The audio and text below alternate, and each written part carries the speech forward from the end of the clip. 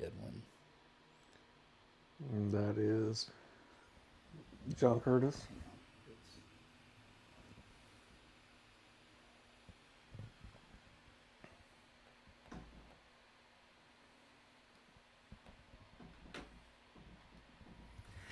And good evening, folks, and welcome out to what is a new thing for us. We're going to sit back and kind of be score central for you. I am Doug Gann with 446 Sports alongside of Brett Stallsby, who is there. And I think we've got the better of it. We're going to sit back and just watch football all around the state tonight. Man, that sounds fun. And you know what? It's warm in here. It definitely is. They told us last year it's not cold inside the dome. It's not cold inside my house either. No. For sure. So the idea is that we've got the Saddlers Towing scrolling scoreboard going across the bottom of it. You'll be able to keep up with there. But what we're going to do too is we'll get some live look-ins at some of these games, and we'll kind of give you an idea. This is what they have going on up there at Neville. Neville is there. We'll switch around and take a look at some of those, and we'll have that look for you tonight. We will have games as we get them in. Here's a look down in Lafayette at LCA and Dunham, and that is going to be a pretty good one. We'll do our best to take you around. Also saw that John Curtis game. It is there. Now, we invite you to, if you want to watch the whole game, watch the whole game and go down the streams. We're not going to stay on one team at all. We're just going to kind of give you an update on all of these as we get a chance to. Games that we don't have a link to, we'll talk about on there. But Brett, done a lot of work out of the Division One Select, of course, covering Sterling's this year, covering Alexandria this year. What do you look for out of that Select team with the 4 teams remaining? You know, it was fun. I got to watch John Curtis beat a good Turlings team last week, and man, their fundamentals are just second to none. You know, they just don't make mistakes. And not to say that Turlings did make a lot of mistakes, but John Curtis won the turnover battle, and that's, you know, in a 21-7 game, that's your determining factor. So I would look, you know, from what I've seen from John Curtis, they're a perennial powerhouse, and I would expect to see good, clean, mistake-free football, and they're just going to grind on you. Look, they'll do that. Of course, won more state titles than anybody in history, and Coach Curtis and that group certainly do a tremendous job of it. We've got texts coming in already tonight, so we'll look forward to that and answer anything that we can for folks. Also, coming up at halftime, we're going to halftime of some of these games. We're going to get an opportunity to talk to Sterlington's radio play-by-play guy, Marshall Leffler. You know him as the host of the Red River Roundup. We're going to try to get a word in with Jordan Taylor with Under the Lights. They are down doing Iowa, doing that game, and of course Gina is the one that's playing Union Parish, so we'll have an insight on what's going on that. And hopefully, we'll have some word with those guys at halftime. But things are getting ready to kick off all around the area again. Big one that we're watching as it affects. You look at Division One non-select, Brett, and there are 3 of the 4 teams remaining. Here you get a look at one of those on your screen. That is Neville and Ouachita. Ouachita nearly won that game, went for 2 with about 3 minutes to go in the game. Didn't get it. Neville holds on to win. Neville wins the district title out of that. But Sure. Ouachita is just what we thought Ouachita was going to be. Yeah, a solid team, and you know I didn't get a chance to watch that game this year, but you know Washita and Ash or Alexandria is always a really good battle. I think if you look over the last 10 years, it's very evenly split. I think they've each won about 5, maybe 6-4, something like that. But they always field a really good team up there, and I'm excited to see them play. And you know Neville is just who Neville always is. You know, Yeah, and they're at Neville, and they talked about what an atmosphere it was. So we'll keep you up to date on those games throughout the night, as well as everything else. So, and this is new to us. You're going to see 2 guys sitting back watching a little football tonight. Amen. And as we said, we'll keep the scores going along the bottom of the Saddlers Towing scrolling scoreboard. Looks like they're having some feed issues down in Lafayette, as that one has been in and out. So what we have, we'll deliver to you. We saw the John Curtis game. If you've got scores, go hop in the chat window there on YouTube. and let us know what scores you have. But we'll do our best to keep up with everything that is going on. University and Lab and St. Charles Catholic are set to go tonight. A lot of big games. Dunham and LCA is one of those that I really wanted to keep an eye on tonight as well. But of course, you look around at select and non-select Division One. You look, it's basically Catholic League against 2-5A Yeah, as it splits up out there. You, absolutely. you talked about John Curtis. They'll go on to play St. Augustine tonight, and then Edna Carr and Catholic of Baton Rouge. Yes. And that's one of those that I really want to see is what can, we saw the strength of Catholic of Baton Rouge a week ago when Sure. they played Alexandria, and really the third, fourth quarter just took off with it. There's no fear in them at all. They're ready for Edna Carr, and so we'll see No, yeah, what they're able to do. I was keeping, I was doing Turlings and I was keeping track of that game, and it was 6-3 at halftime with Alexandria leading, and they came out in the second half and blew the doors off. They did. It was one of those once the wheels started falling off, that was it. Also, another one, North DeSoto and Plaquemine are going tonight. Coach Dennis Dunn in that group. We were able to talk to him on our show, gosh, probably 4 or 5 weeks ago. I guess it was week 7 or 8 that we were able to visit with Coach Dennis Dunn. And he thinks that this is the best team that he's had in a long, long time. And we believe that as well. Somebody has come along and upset them each of the last 3 years. So we'll see. Yeah, speaking of North DeSoto, they've been in the power rankings. I believe they've been number one All year. virtually all year. Yeah. And just from a strictly 4A perspective, it would have been interesting to see like a North DeSoto and Turlings play each other, but that's just not how it works this year. Next year, you might have a chance to see that. But yeah, that North DeSoto team up there has just been really good. I really would love to have gotten a chance to see them play at some point. But yeah, really happy for that area. I think they're easily the best team to come out of that area right now. Of course, you got Evangel, and you have some perennial teams up there that are always put up a good team. But it should be fascinating. Yeah, looking forward to it. Of course, that game that they are doing, and we're trying to get Jordan and that group's that game up on our list as well. So we'll bear with us while we do that. Loading in a lot of these games as it progresses, because not a lot of them go on until right before game time. They don't have the Yeah, extended pre games. we're about We're 5-6 minutes out. Yeah, that means a lot of these games they're coin tossing and prayers and different things like that. But excited about what we're going to do tonight. And then look, we tell you, go by and watch these full games. Just drop in here if you want to get an overall score or anything like that. But go out to these things. Check out Under the Lights. Check out Yeah. VSN. Check out LHSAA Network, the Washita Network, the Neville Tiger Network. All of those. Go by there and watch these whole games. But stop in here if you want to see some of the highlights or give your thoughts on anything. Grab your beverage of choice, whatever that may be, That's right. and sit back and just listen to a bunch of old guys talk about football. Look, that's what we're going to do tonight. And we're a high school focused show, but there's also a good Tulane and North Texas game on tonight for the AAC championship.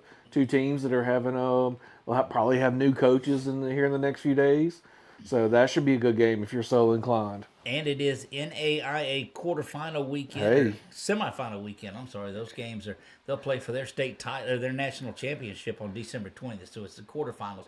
Those are, and we'll be live from there in Fort Worth on the 20th of good. December. So that'll I be. ask you about that. Are we supposed to start doing some national coverage? And We are launching our national arm as well that will cover a lot of NAIA football. There's 96 teams in Wow. there from the tip of Florida all the way up into Montana and around the top of the U.S. And so we're delighted that we've hooked up with a couple of people and that we will be doing more nationwide coverage a year from now. So just blessed beyond means there. And for those people who may question is that just like the old school D3 Division 3? No, it's Oh, so they've okay. got D1, D2, and D3. FCS, FBA. D1 is where the LSU and those Sure. guys come from. Division 2 is just a lower branch. D3 is what LCU was prior to moving to NAIA. It's Okay. just another brand of football. There's 96 teams. I don't know what the NAIA stands for. I'm going to get in a lot of trouble from those guys if I North don't. American Intercollegiate It's Athletics. something like that. Hey, They're starting to get out on the field. John Curtis and St. Aug, and this is what we told you we're going to bring you tonight, or things like this. So there's a live look in there, about 3.5 minutes away from getting that thing off the ground. They're doing the same thing up in Monroe. That's the first time that two teams have met in the semifinals from Ouachita Parish. that's really cool. That's just huge. And look, 3 out of 4 teams are in District 2 5A.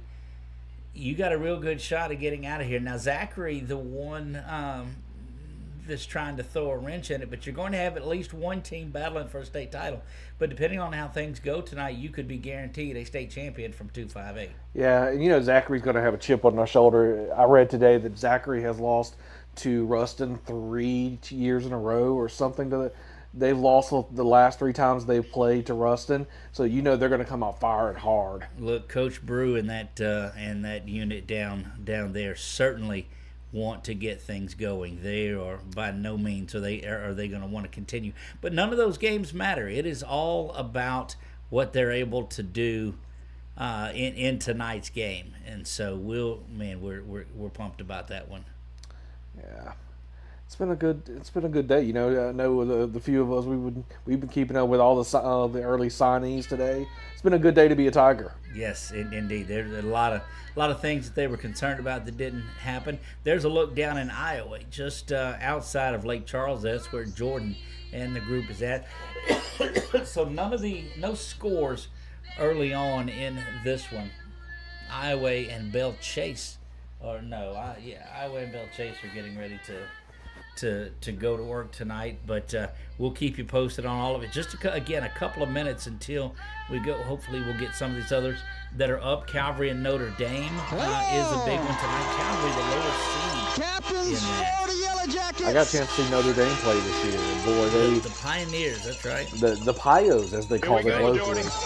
They look super nice folks, and they played a great game. It was fun to watch. That is a tough team right there. And number Just a legend 7, in Coach Emmanuel Lee. Butler, Yes. your captains here for the Yellow Jackets. All right, that See will be it for us. We'll the send audio captains down starting at to make this their time. way out onto the field. That is under the lights. Go if you want to see that game. Head on out to there. We're getting near kickoff up in Neville, up in Monroe, and we'll bring that to you and let you take a look at that one. We appreciate the feeds and the streams, and hope that you're enjoying the night hanging out with us. Again, I'm Doug, and that's Brett, and we're hanging out. There's no telling really what you might hear tonight or see tonight from us. I can neither confirm nor deny anything that may arise out of this. Well, I tell you that one of the great things about going to the Notre Dame game, the food was impeccable. Well, look, you spent the season down And you spent the season down in that Lafayette area, and that Yeah. certainly was. that I-10 corridor make a man fat with all the food available. I mean, not that I wasn't already, but it certainly didn't help.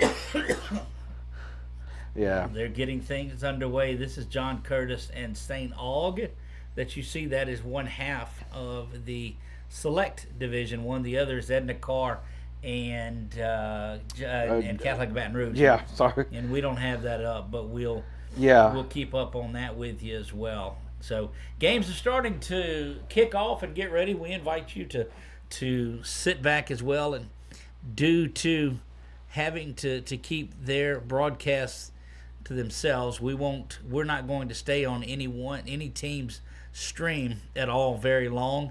If you want to go see the game in its entirety, we invite you to go check out their page. That's an outfit.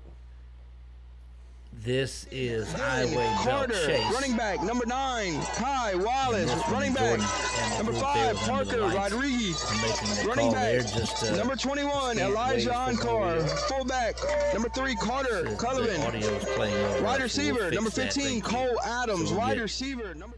We'll get away from there, and that's the only one that we hadn't fixed. See, it's little things like that, and thankfully that's the only one. I went and changed most of these, but we appreciate our man analyzing things for us, as he likes to do.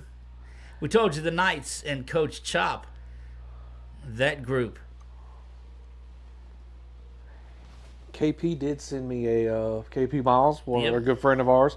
Sent NAIA stands for National Association of Intercollegiate Athletics. So I was one word off. It's not North America. Well, I guess I was 2 words off. Do you know what the number one study in the medical side of that is? Studying to find a cure for gout. So that's for you, KP, buddy. Right here. I've been limping with it for 2 weeks. Nick just, if you remember in one of our games, Nick called him out on that, I think, and KP's like, what the heck? So they're getting ready to kick things off. That should be a shootout. LCA and Dunham, download the KVN TV app, and you can watch that game in its entirety, and you can watch it on demand. We're delighted that they let us do some things. And here comes a good-looking run back. Let's get over that real quick. This is Dunham. So Dunham will start their first possession deep in LCA territory following that run back. And I assure you, we're not going to get you sick by switching around. But here's a look at that again from them. And again, go to kvntv.lightcast.com and you can find that. They've had a lot of really good athletes coming out of there recently. Didn't Juwan Johnson come out of there? Out of LCA, that's correct. Yes. And they just got another receiver down at LSU. Here's that game where a lot of us are looking at out of the 2-5A area, Washita and Neville. We're going to go in and try to, I'll get you back to Brett while we try to pull up that Ruston feed as well so we can get that underway. Yeah, who was it just committed? He was committed to Oklahoma. Was it Braylon Edwards or... Man, I've been paying attention. You know, like I probably should be working more, but I've been paying a lot of attention to early signing day. Yeah, but in respect that you are working for, you know. Sure. That's right. I'm sure my other employers aren't watching this, and that's a good thing. But no, look, this is what we do. This is what we talk about. Me, me, Doug, and Nick, and other guys, and we're always, so and so signed with so and so, and it's fun. There's another Rustin, Zachary. Yeah, that's what we're getting that link pulled up. It looks like Rustin is on the move in this one already. No, yeah, Zachary's down deep in their okay. own territory, having to get out of it. So we'll add that one to the mix. Let's get you back off of that game so that we're not lingering on one very long. Look, let us know in the comments if you like this setup that we're doing, being able to bring you the scores. As the scores come in, we will keep an eye on them on our score stream, and then we'll update them in here as well. And you'll probably also see me looking at my phone a lot because just to have as many options. Yeah. Nick said, "Please keep the camera on games." LOL. He doesn't. Sorry, you don't. That's not an option. We would love that. Yeah, Nick's traveling. He's probably picked up his son already, and I think so. Yeah, he's probably on the way back, driving down to New Orleans and picking up his son coming in. Get to go visit with him just a little bit. Curtis and Aug, we got a kickoff coming up, so that lets us know that. Let's jump out there real quick and see if we can get a score update from John Curtis and St. Aug. I don't see a scoreboard down there. There it is. No, that's the opening kickoff is what it is. So they were a little bit behind in getting that kickoff. So John Curtis and St. Aug underway. Edna Carr will keep you up on that one also. And a number of these games have not started their feed just yet. We told you LCA Dunham. Dunham had that big kickoff return, and they are marching. Brandon Allen. Yeah, okay. I was way off. Yeah. Speaking of Carr, we counted. It was 15 FBS or D1 signees from Carr alone. That's out of 22 starters. So we got to see them last year in the Dome playing Alexandria. Let's hop over here real quick. Looks like driven out of bounds. So as Washita is getting ready to score, there is a touchdown in Dunham. So we'll get you back out to that really quick and see the replay. Dunham strikes first in this one. Elijah Haven with a slant pass in there, and that is complete. So, and what a monster he is. Got to remember Dunham and company went down and won that game. Let's go back. Now that we're in the red zone, Washita. Who's driving? That's Washita trying to get into the end zone there. The extra point Okay. is pending, and the Tigers of Dunham go up 7-0. So we'll get that updated into our screen. And unfortunately, Nick, we do have to switch back over to us every now and then just to keep everybody. Nick's just upset he's not here. Nick is No, I say it in jest. I'm sure Nick is glad to be hanging out with his son. And Nick's happy. oh yeah, Anytime he's not spending time with us, he loves it. Looks like Washita will try the field goal. Chip shot. They'll stop the clock beforehand, so we'll get back and let you know what's going on in that one as it changes. Let's get you back out to Curtis and St. Aug. No score in that one. And it was offsides on that, so that will move Washita half the distance to the goal line. Don't know if they'll end up going for it here, trying to get something going early on. yeah. You know, when you're down and they do, they're going to take their offensive The unit guard just jumped. off the field. So let's go back over here to Neville and Washita.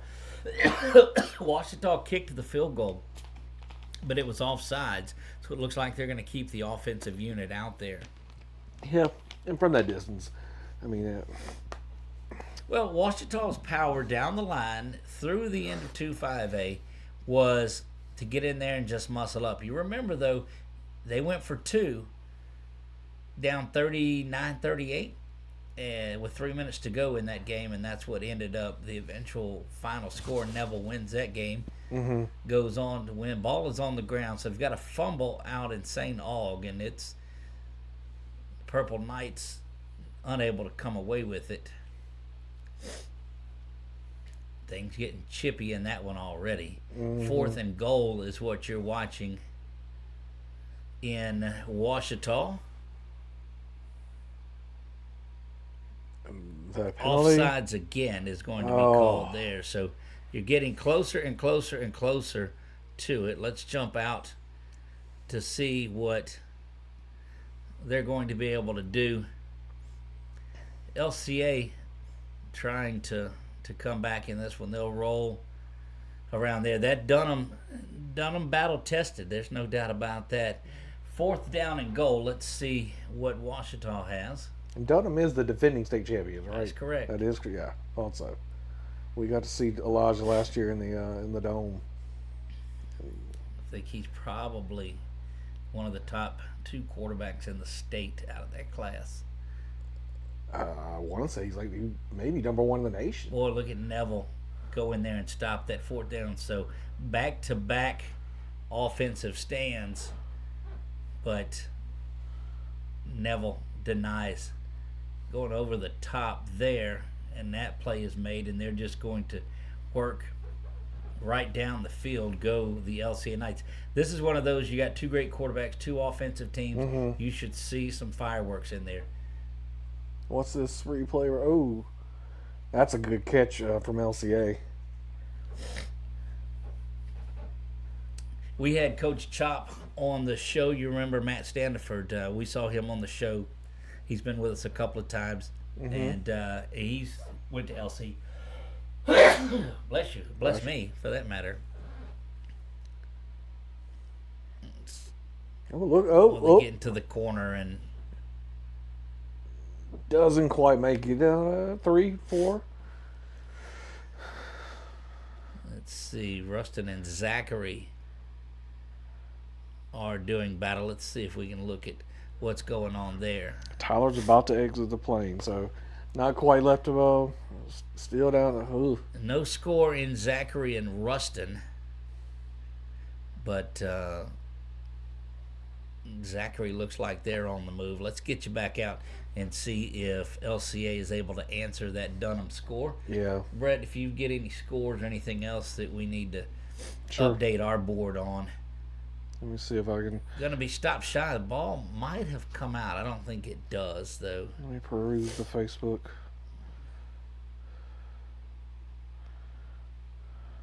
Gina and Union Parish are a big one that's going on tonight. Yeah, That's one more. That's one I want to watch closely. Gina's for us. That's our last local team, and we're Right. rooting for them. And they're a great team, and they just really built a perennial team. Yeah, Coach Roark and that group do some good work. And there Yeah. is.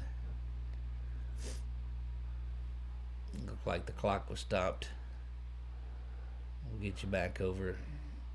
Dead ball offsides. So each team creating some offsides penalties. No score in St. Aug and John Curtis. The Purple Knights are on offense, as you see there. Oh, good catch. Yeah, nearly intercepted.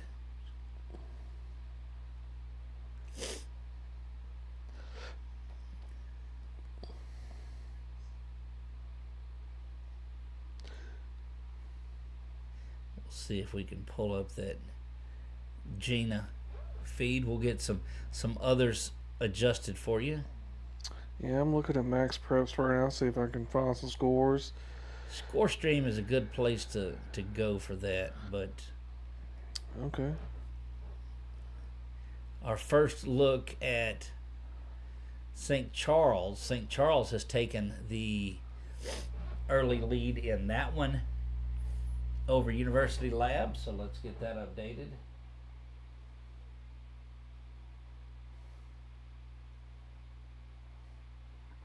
Sterlington, St. James, that's a big one. Then in some lower divisions, Westminster Christian, Ascension Catholic, Riverside, and Ascension Episcopal are doing battle. You'll be able to catch all of this in the morning on the Red River Roundup. Marshall does a wonderful job with that. We're so glad to have him along this last year or two, and I guess this is his first year with us, huh? Yes. Yes. Marshall does a great job. And he's calling Sterlington? He's calling Union. He's the radio voice for Union Parish. So we updated that on the bottom. Find out what happened to us. Let's zip back down there to Neville. If you'll recall, that was a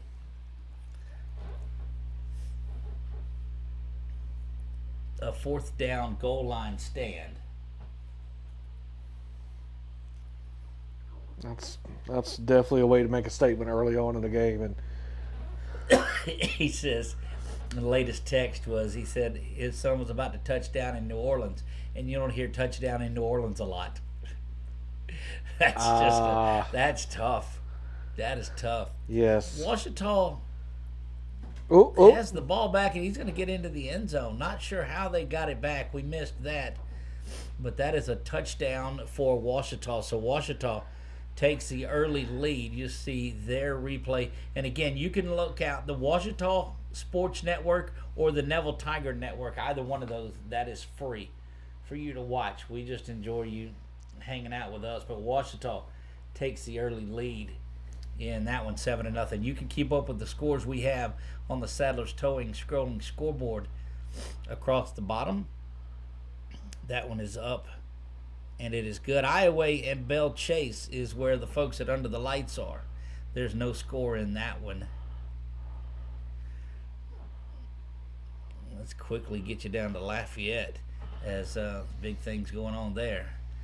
Having a little trouble with there. That may have just been the replay. 7-7. Knights and Dunham are tied up. Boy, LCA just went right down the field to knot that thing up at 7. We hope you're enjoying the night. The Knights, I know they are. Well, big defense there from Bell Chase. Little trickeration going on. They'll keep this one.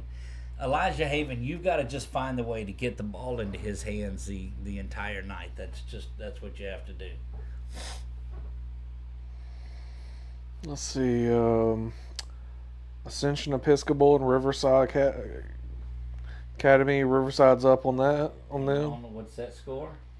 Riverside's up 7-0 in the first quarter. All right, we'll get that adjusted here.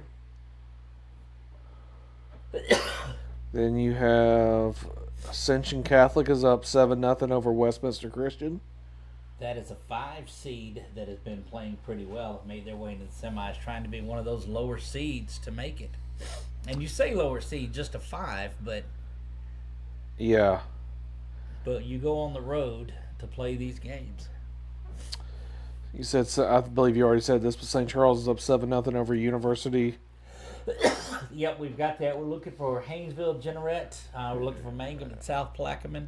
Here, I'm trying to pull up.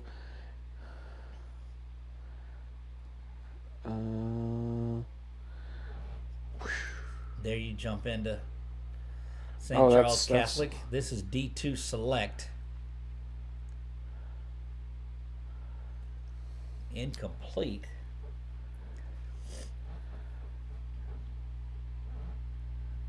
Lamar Brown signed his paperwork today and sent it into LSU. Just quietly did it. No fuss. Friday was the day you had to do it. Yeah. Looks like we've had a score there, and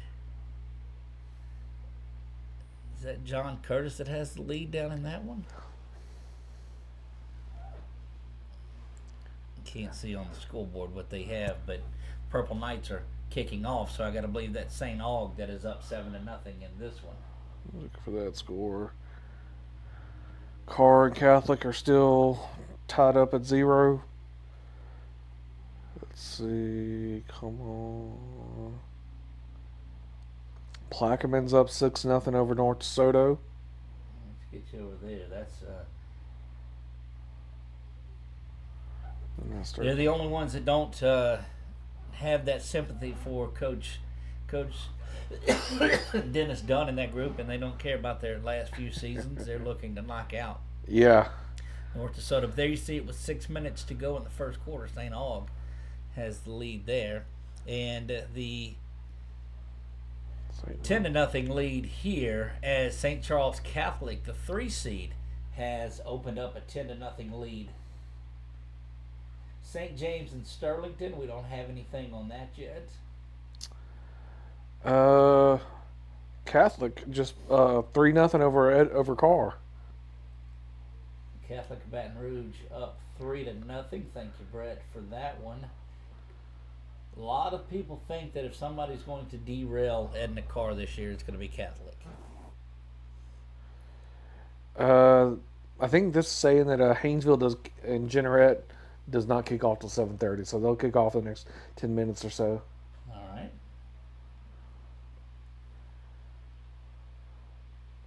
Trying to get that score updated for you. St. Charles Catholic up 10-0 over number 4 University Lab. There you see that one. Let's jump back down, Brett, to see what's going on the Bearcat Nation. They are trying to just grind out and get down the field. Nearing the end of the first quarter, and I don't think they mind. We went up there this year, and I'll have to say that the Jumbotron and the in-house entertainment folks there in Ruston do a great job. Anytime that, and you're seeing more and more that they're playing that backup sound, the beep, beep, beep, when there's a penalty on there. Well, the ingenious folks there at Ruston, and I loved it. If I'd have been not an Ash fan, I would have really thought it was great. But you go up, and it was a picture of a bus, and it had the Trojan head in there, and it said, "Back that Ash up." And it was, it was just funny. Yeah, I mean, give credit where credit is due. Ouachita on the move again. They lead this one 7-0 and looking to continue on. We're nearing the end of the first in a lot of these games very rapidly. That Ruston and Zachary score is about to go to the second quarter. Yeah, I would expect that John Curtis game to go by fast. Last week they flew through that game. Yes, that will do it for the first quarter down in Ruston. So we'll get that. Well, we don't have the quarters, so that's okay. You see the scores: 7-0 St. Aug over John Curtis. Catholic High 3-0 in there. Ruston and Zachary scoreless. Ouachita 7-0. They are marching on Neville. St. Charles 10, University Lab 0. Shaw and Vanderbilt Catholic scoreless. Plaquemine 6, North DeSoto 0. Bell Chase and Iowa scoreless.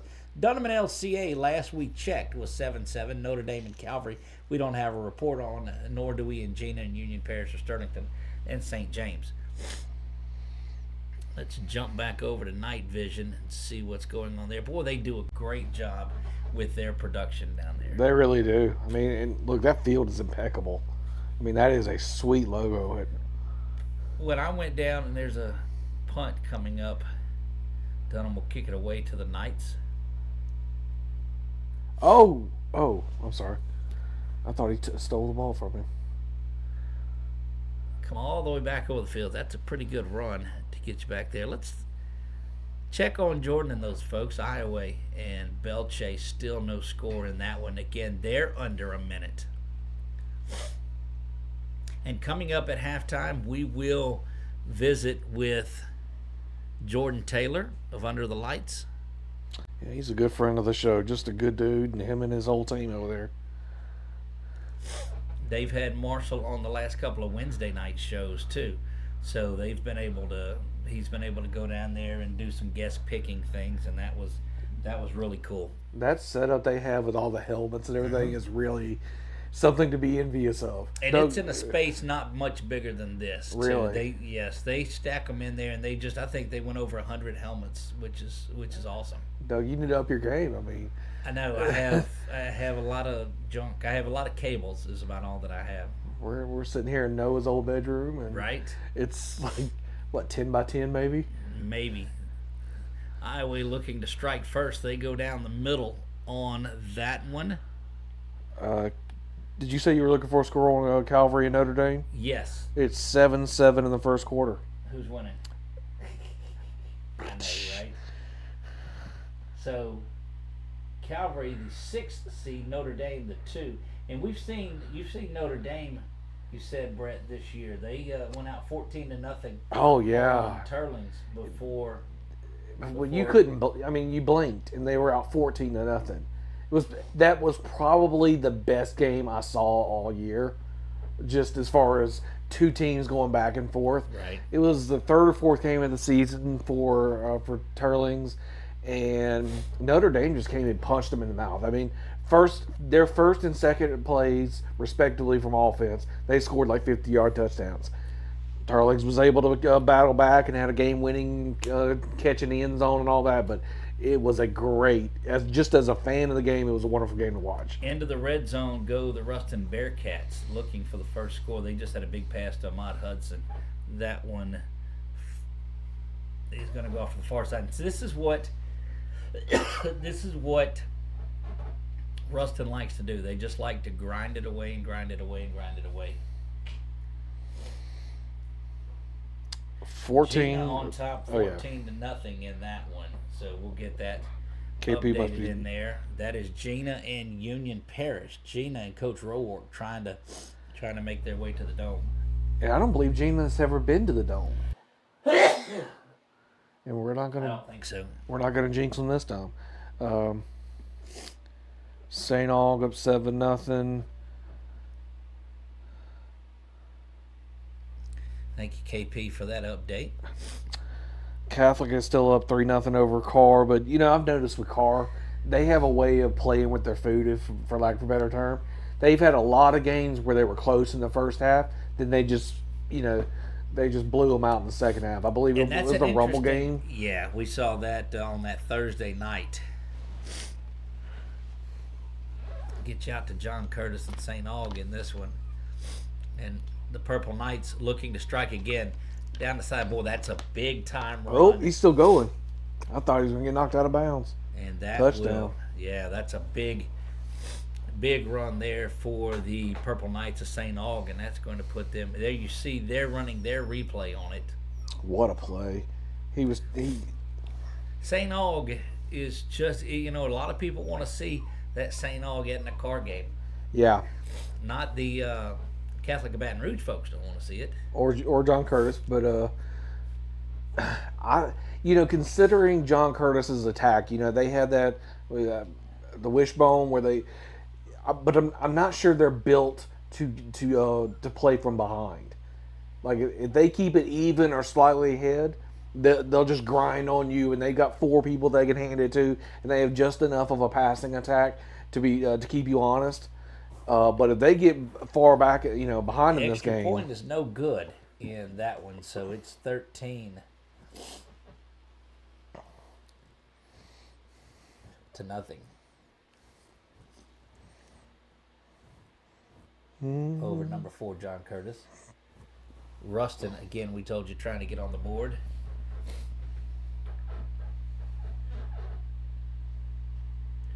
And you'll see them rolling there, trying to find Hudson. Just has to throw that one deep out of the end zone, so it'll be up third down. Definitely in field goal range.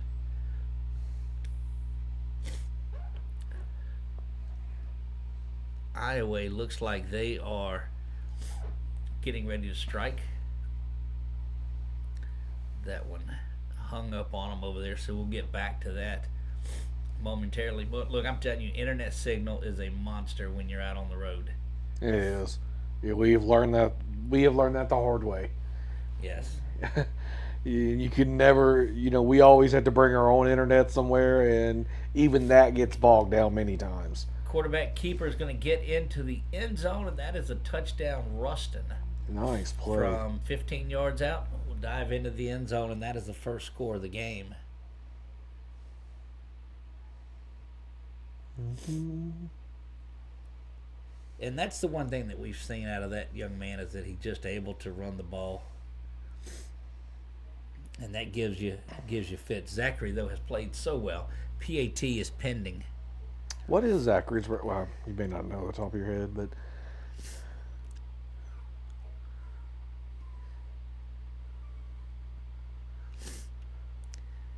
PAT is pending there. Kick is up and good.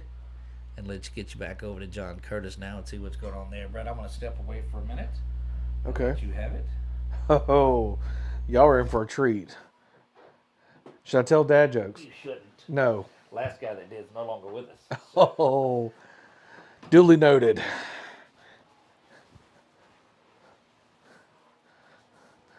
All right, guys, we got. You know what? I got puppies now. Doug left the door open, and I've got visitors. Reese, you want to say hi to the fine folks? Oh, you have a good play there by John Curtis.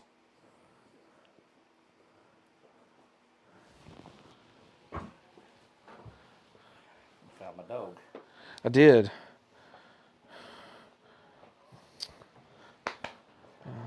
Come on. You probably smell Ralph on me. And we are back here. I'm back. We've always been here. Yeah, 13 I to never nothing. You're left. watching John Curtis try to get down the field. And boy, we saw them a week ago. They just get you over to the Rustin game.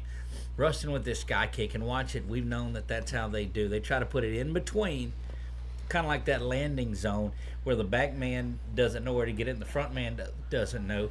But you see it there. Another rapidly moving game.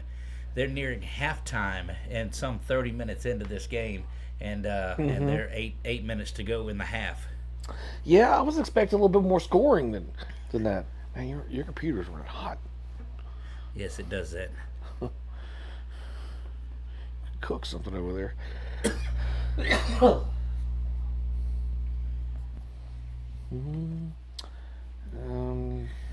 Check back out in Washita. Let's go to the other side of the parish there, the area in the northeast side, and you'll get a look at Washita.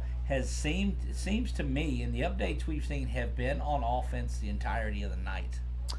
I don't know if you mentioned this, but Dunham and LCA are tied up at 14 now? Yes. Oh, at 14? Yes. No, I didn't have that one. But According to Score Marshall says Gina 14, Union Parish 6 at the end of 1. Oh, nice. So Union Parish picks up the score. Let's get that updated for you.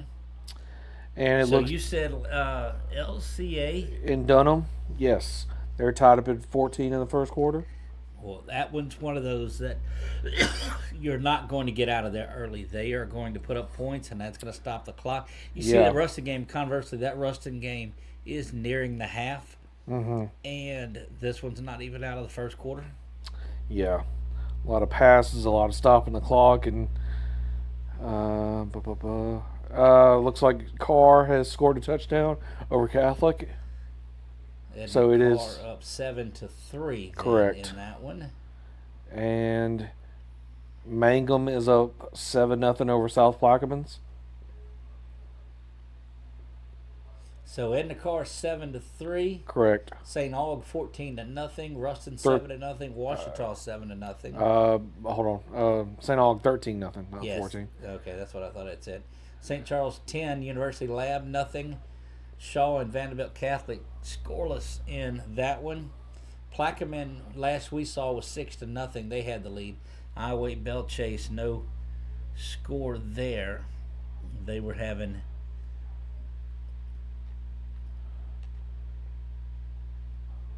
some feed issues. Oh, I got confused there. Okay, Plaquemines up 14-0 over North DeSoto. Ooh. I got confused there for a split second because we have Plaquemine and we have South Plaquemine. That's right. Notre Dame and Calvary still 7 apiece. Union Parish scored a touchdown, did not get the 2-point conversion. Nothing from Sterlington St. James. You said that game was a 7:30 start. Sterlington. Let's jump back over here and see this replay going on. Zachary and Ruston down the side they go. Ooh. Hey.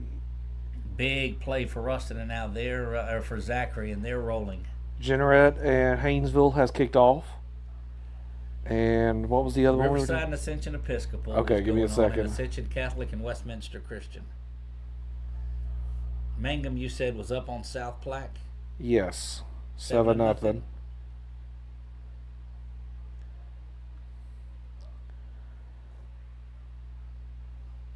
St. James and Sterlington. That's gonna be a good. That's a good game. 7-6.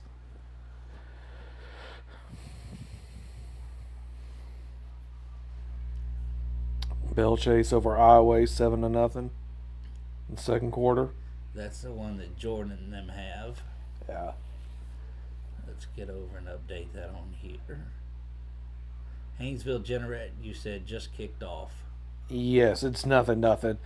and I believe they kicked off at 7:30. Tell me Bell Chase again in Iowa 7-0 Bell Chase. I believe that's right. Okay. I'm scrolling down. Don't forget, you can follow along at the bottom of the screen on our Sadler's Towing scrolling scoreboard. We appreciate the folks at Sadler's Towing. Mm-hmm. Yeah, they've always been really good to us.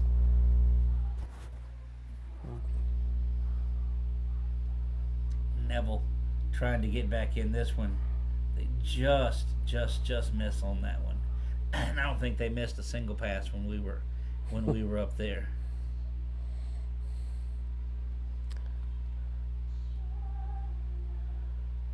That's really saying something, man. Alexandria had a really stout defense this year. Maybe one of the best we've ever seen.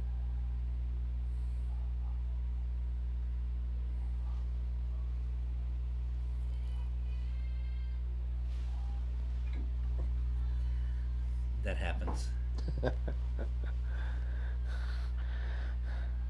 Yeah, I asked my wife what she was doing tonight. She was like, "Oh, watch Korean dramas." Okay, babe. Whatever. 13-0 now. St. Charles adds a field goal. They've got a touchdown and 2 field goals in the game tonight as they take a 13-0 lead over University Lab.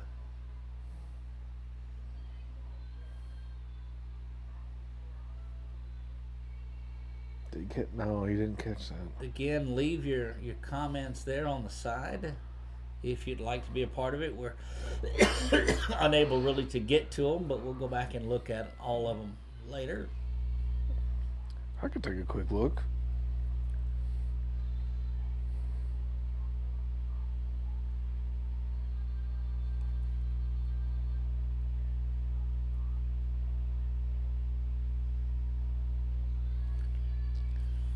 So Neville, after just missing on that shot that they took, had to punt it away. And Zachary, while we're away, gets into the end zone. Anytime you see the flags running around in there, so Zachary has tied that one up with Ruston. It's 7 apiece.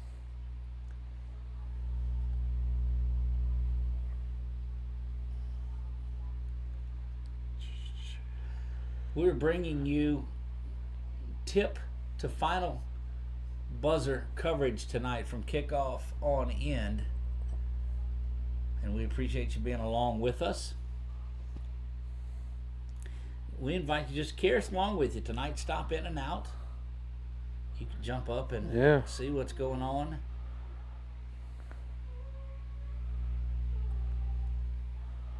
Let's see. A few folks are watching there. KP is on there. It says DG and 2T, Patterson High School alumni there. Big shout out to Allen, to Patterson there. How can you watch Iowa and Bell Chase? Go to Under the Lights on Facebook. Car Game is on the LHSAA network. These may be older questions, but the LHSAA network app VSN is the one that has that in VSN. That's the way to watch the Car Game.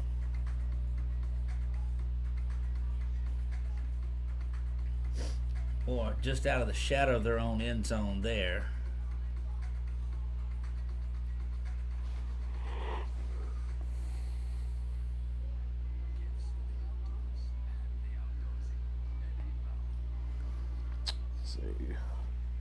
So you can see the ball there just outside the 1 yard line. My goodness. But we're here to keep you up with the scores throughout the night and invite you and encourage you to go to these other feeds and watch the entire game. The Car Game, as we told you, you can go to VSN, which is a subscription service. Or if you've got a Roku TV, you can download the LHSAA Network app. It's free, and you can watch it there.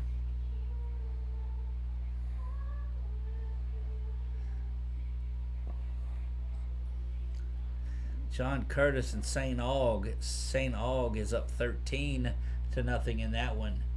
But we do appreciate those that are hanging out in the chat room with us there. Let us know who you're watching and who you're cheering for tonight. Yeah. Washita gets out of the shadow of their own end zone.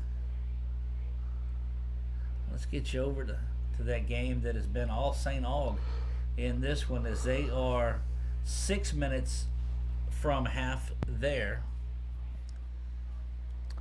Pull up some more scores.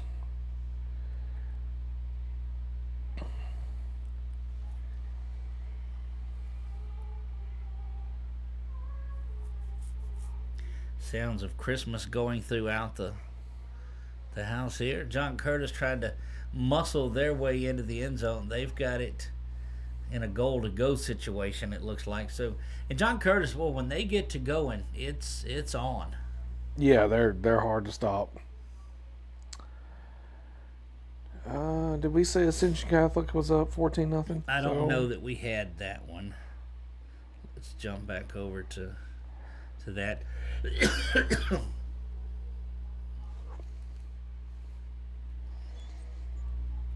Man, is Carr and Catholic still in the first quarter? According to this, it is, but they're slow about getting their updates in there. Okay. Let me check. Going to get stopped just shy of the goal line. You see it there. They'll replay it. That's the John Curtis Network that's doing this. So if you go to their YouTube page and find John Curtis, you can watch this game in its entirety. We're only giving you snippets of these things.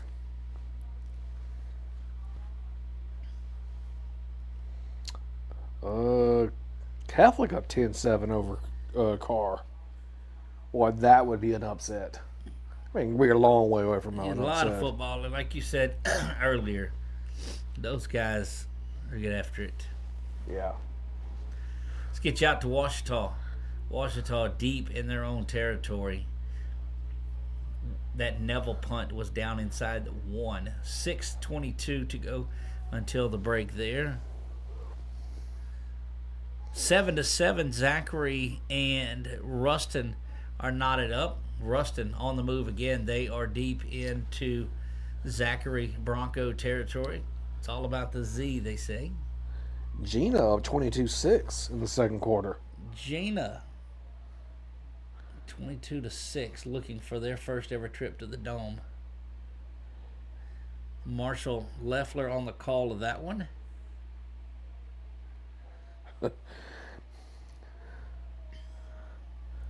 And this is Dunham and LCA is tied up at 21.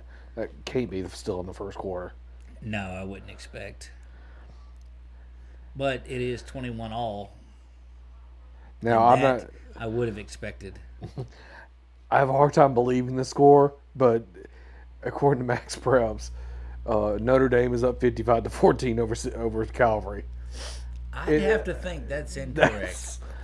Somebody maybe a fat fingered that one.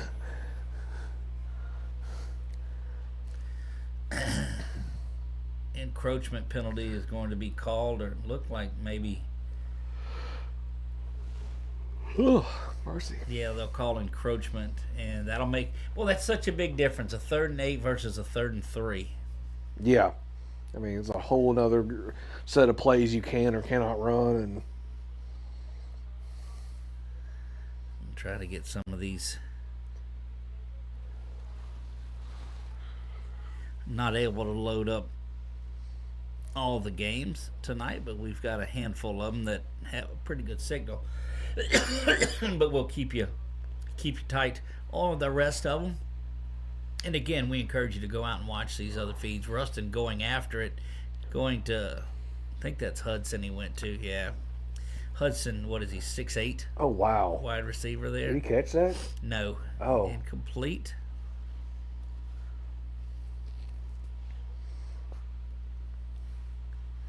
(13-7). We told you earlier, St. Aug and John Curtis. Make that adjustment on our Wallace Eye Associate School Board. You said Catholic was on top 10-0 in that one. Or, I'm sorry, 10-7. Yeah. Rustin at 4th and 8. We'll go for it. That's a big stretch here. Big pressure coming in, and that's just tremendous defense by Zachary. You see the pressure from the edge that comes in. Kicking things off in that John Curtis game now following. And boy, that kicker for John Curtis was able to put the ball just wherever he wanted to last week. Oh. Okay, run. Out to the 35 is where, and I apologize for the coughing that's going on. It's been that kind of a week. Yes, that time of year. Quickly out to St. Charles Catholic and University Lab. St. Charles looking to continue to add on. They've scored 13 in this one and marching now in a goal-to-go situation. Kept going there, but they mark him down at the 7. You'll get a chance to look at the replay here. Just a little swing pass out of the backfield.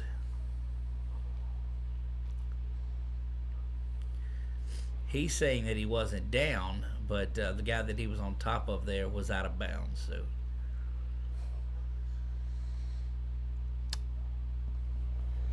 And Plaquemine is a 14-7 on North DeSoto. It looks like they're trying to claw back.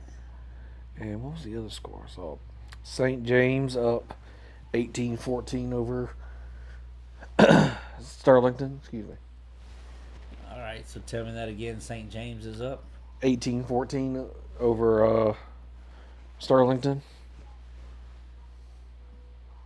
What a beautiful facility that is up there in Sterlington. Of course, they told me that I need to go see downtown Vacherie where St. James is. Did they score? No, he didn't get in. Yeah, Alexandria played Sterlington this year in the Jamboree. Yeah, the Jamboree, that's correct. Yeah, Sterlington had come here last year, and they exchanged the favor this year, and I'm not sure who Alexandria signed up for the Jamboree this next season, but they should have that schedule out pretty soon. Yeah. Of course, it won't be long. We're moving on to basketball. We did our first basketball game this year. This week. Alexandria and Menard. this week. Got to see Tyshawn Duncan. Neville now inside Washita territory with 5 minutes to go. It's a handoff up the middle, but that's going to be Yeah, he got in. St. Charles touchdown, and they are taking control of this one with a couple of minutes to go until halftime. You can see that on Crescent City Sports. So go check out Crescent City Sports, and you can watch that game in its entirety. Yeah, that's a good sport. They're a good channel. Big lead. So we're looking for some Haynesville, Jeanerette stuff, Mangum, Riverside, those things. Gordon,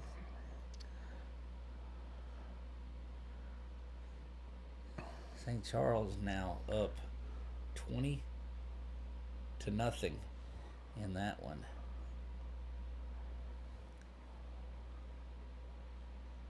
That's the 1 versus 4 in that game. So not expecting just a complete. No, that's a pretty shutdown evenly matched game.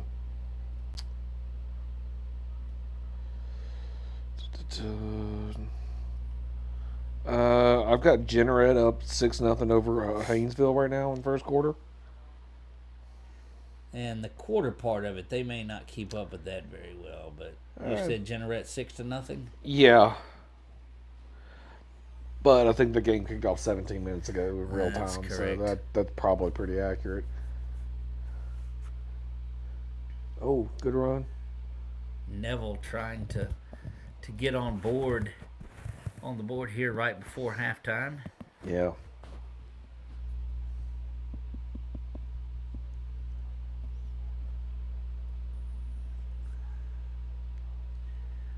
Go back and try to find that Iowa.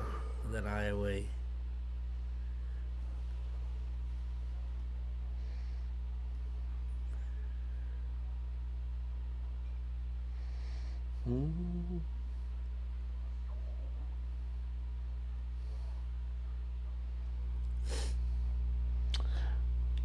6-6, excuse me, according to ScoreStream. Haynesville and Jeanerette. All right. Get that updated for you. Neville on the move.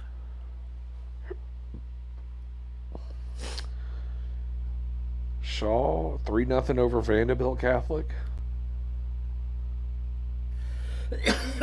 Good pressure by the Washita defense is going to force a 3rd down and long. Tell me you said, what was that? Shaw over Vanderbilt Catholic. 3-0? Yes. You know, it takes everything in me not to say Vanderbilt, but that's not accurate. That's correct. Vanderbilt. Pressuring the quarterback once again. Oh, that's the replay on it. Oh. But still, 3rd down and 10. Now Neville can get a 1st down without getting into the end zone. University High trying to do anything they can to get back into this one. It's been a big St. Charles Catholic lead. Look, I'm telling you, the defense of Washita is just really playing well. Yeah, that's. But to run on 3rd and 10, I'm sure they know something that I don't. But that just probably means they're going for it on 4th down. Yeah.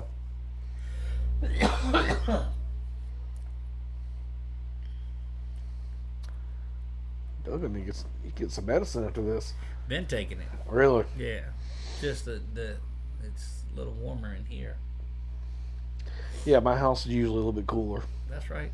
I was sitting at my desk, and I mean, it's just me in the house. So earlier today, and I looked at the little Google thermostat thing, and it said it was 58. It's like, maybe I could bump that up some. The beauty of this is you don't have to watch commercials. We'll get out of that one. And there you go. Back over here to John Curtis and St. Aug. St. Aug with a couple of touchdowns early. Lead that one 13-7. John Curtis just got their first points of the game. We're rolling towards that 8 o'clock hour. Hey, Indy.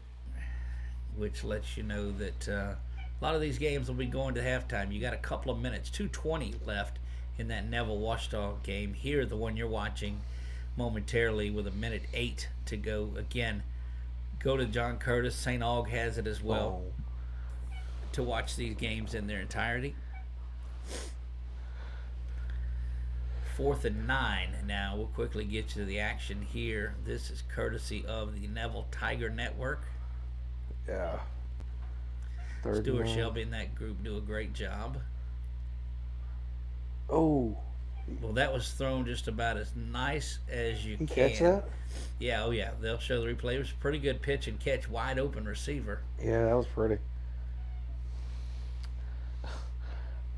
I now have a best friend. That's right. Indy. I mean, he's just wide open.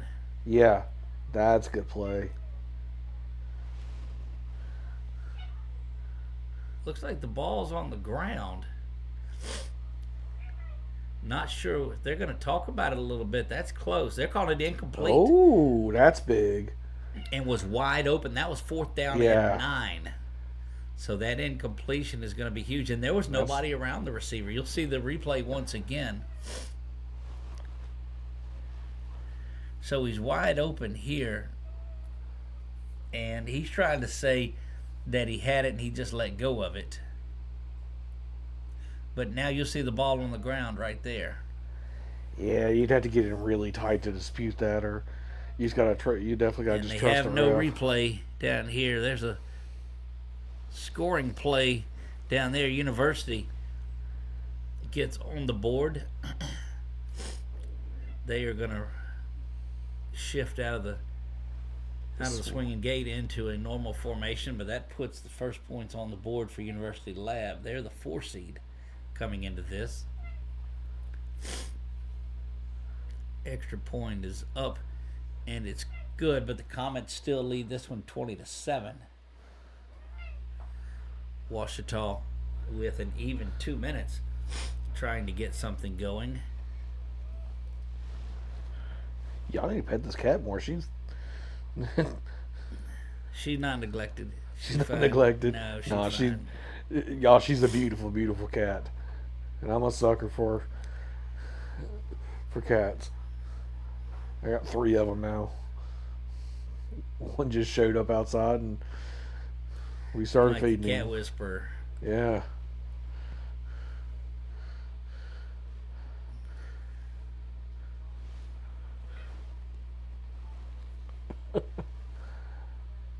Not sure what we got into there, but I don't think that's.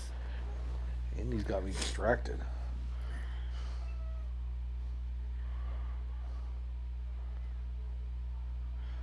They've gone to halftime at St. Aug, and John Curtis 13-7, the lead there. Man, really impressed by Ouachita Parish right now. Ouachita going over the top on that one, unable to connect. They are holding a really good Neville offense to scoreless so far. That's impressive. Zachary and Rustin still tied up at 7.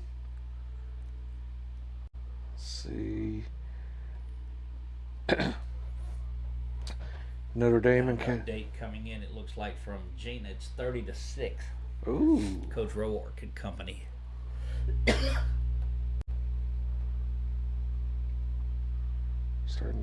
Starting to create some distance there.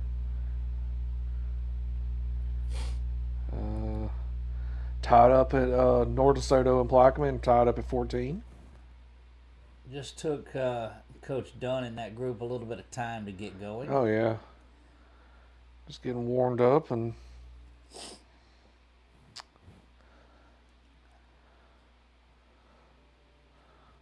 St. Aug and John Curtis have went to the half, we said. Vanderbilt down 3-0. North DeSoto. Let's get them in there and updated on your scrolling scoreboard.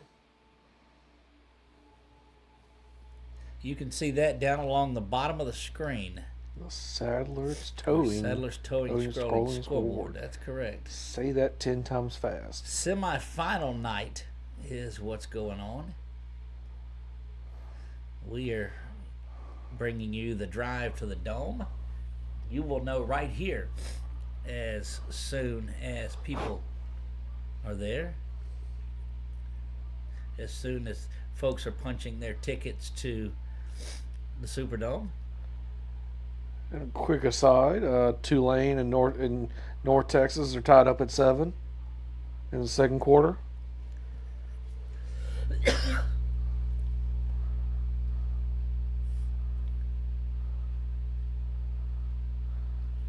Appreciate those people that have signed on tonight and watched this one. Picked up a few new subscribers as we roll towards who knows where. Let's see if I can jump in and get some of the comments out of this.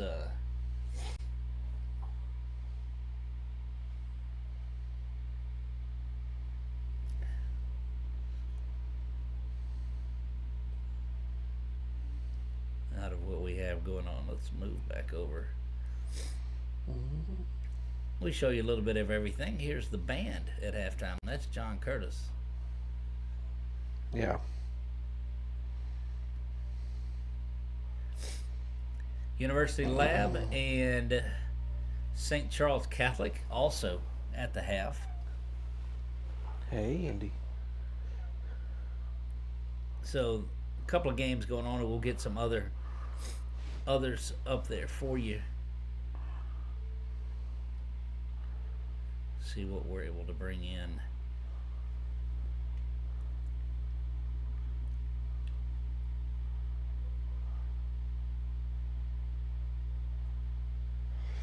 St. James and Sterlington. Backside pressure, and that's a big sack. This Ouachita defense has just been ridiculous down the way. St. James 24, Sterlington 21. Not sure if we stated that one.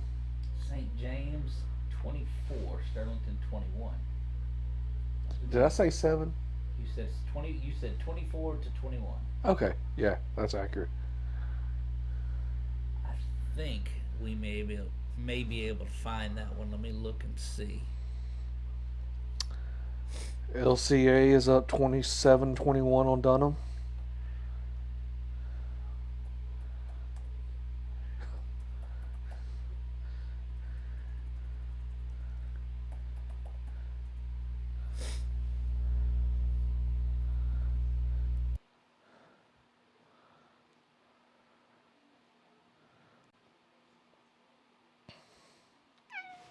Hey.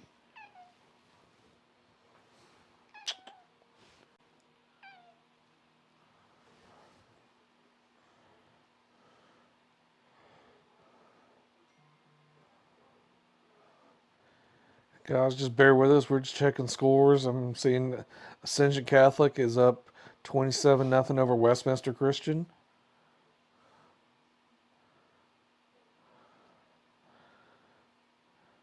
This is 27-26. Do what he does best.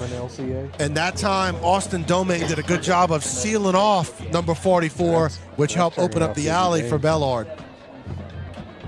Yeah, because Lane Broussard had to pull. So Austin kicks back on 44. Lane pulls and gets up in the hole to make a block. So first and 10 at the 41. Catholic Baton Rouge 10, Carr 14. High snap given to Bellard. Bellard got room to run out past the 50. Another first down, Knights. Man, I tell you what, that's exactly what you want to see from this LCA offense. If you can just turn the ball down the field, it's going to put a lot of pressure on this Dunham defense. Good job by Gavin Aguilar making that block to spring them. First and 10 at the 45 as LCA. They went to halftime. They went to halftime up in Ouachita Parish, where both of them from 7-0. Ouachita, the only score of the game. Wow. In this, had a big fourth down stop earlier too. But let's get out Second to half. So 3 receivers for Walker. Touchdown. Going to give it. Nope, he's going to keep it. Go check this out on the Yep. YouTube page. Walker gets about 5 on that play. Brings up 2nd and 5. Yeah, they run that read option so good. They even fool us up here. Check out some the 446 games on there. Yes, we're on that app also. And of course, there you see Heyman in on the tackle once again for the Tigers. Yeah, he's the main guy. 44 and 7. Yeah. You have to get a hat on those two guys. They are the engines for this Good defense. folks down there. 21-7, Notre Dame leading Calvary Baptist in the other semifinal. Calvary just scored. And there he is with the first down and then some. What a spin move by Walker. Another first down, moving the chains. You can just see number 12. I mean, he's right. Look at him. He is right there. He's like, I have him. And there you see Tory Landry blocking until the whistle blows. Like his guy has zero shot at making a play. So LCA inside the 30, ball down at the 28, 1st and 10. As the Knights have taken off about 3 minutes on this drive. Get an update. Looks like LCA hoping to play a little make it take it here. Remember, LCA gets the ball to start the third quarter. There's the pass. Caught. Far sideline. That's Braden Allen as he picks up 9, 2nd and 1. Yeah, good job. I like that play call right there. You know, you're running it, and you just run a quick little out route or little stop route by Braden. And, you know, he's always dangerous. If he can get the ball, make a guy miss, he can take it to the house at any time. If you saw how far they were playing off of him, they still are at the top of the screen. There's the give to Bellard on the right side. He's got the first down. Yeah, good run right there. I thought maybe if he went on the inside of that block, Tory Landry's block. Not Tory's, Broussard's. Good pull block by Broussard. If he'd have cut that up inside, he'd have picked up even more yards. And I love how loose Walker is as he's dancing to the beat of the band. Just having fun, Just having fun. That's a Sterling. Walker keeps it. This time, nothing much. Maybe about a half yard on that one. Brings up 2nd down. And guess who was in on the tackle? Number 44 for Dunham. 42. Sideline in the swinging gate. Now Breen drops back to get set for the kick. William Lyon on to attempt another extra point.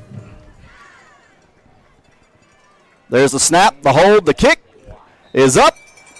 And it's good with 3 minutes remaining in the second quarter. Panthers 28, Wildcats 24. Let's catch our breath in 30 seconds. We'll be right back with more Panther football. Got a lot of stuff. Game of the week, LCA driving, trying to get a touchdown late in the second quarter. We'll be right back. 7. Now, how crazy is that? 27 for Dunham, 27 for the Knights. When it comes to protecting your home, don't settle for average. At Eagle Construction, we deliver world-class service with roofing, insulation, and even pest prevention that keeps your home safe and comfortable year-round. For Most over of these 12 games at halftime, there you see what's going on there. Now, I bet that is probably an incredible band show. Yes. Much to Nick's chagrin, we're going to bring it back here to the studio. And Brett, things that have jumped out at you from tonight. You know, I've kind of been surprised by how low scoring, like, you know, the Rustin, Zachary, I probably expect a little more offense out of that. Really impressed by Washaw's defense. Yes. Holding Neville, I mean, we got to see firsthand how good Neville is. Go on, I mean, for that matter. On an offense, it's really good. Let's get back down. Yeah. To As that we're all timeout dancing in over the LCA. broadcast booth just to try to stay warm. Down there. There's the gift to Bellard up the middle. He takes the lead over Dunham. They're going to mark him down just short of the goal line, but that is a first down inside the 1 for the Knights. This would definitely be a game where, you know, if They go quick. They're just going to quick run and save that if timeout. they were to receive the kick, There's the give again, but they read it beautifully, did the Tigers.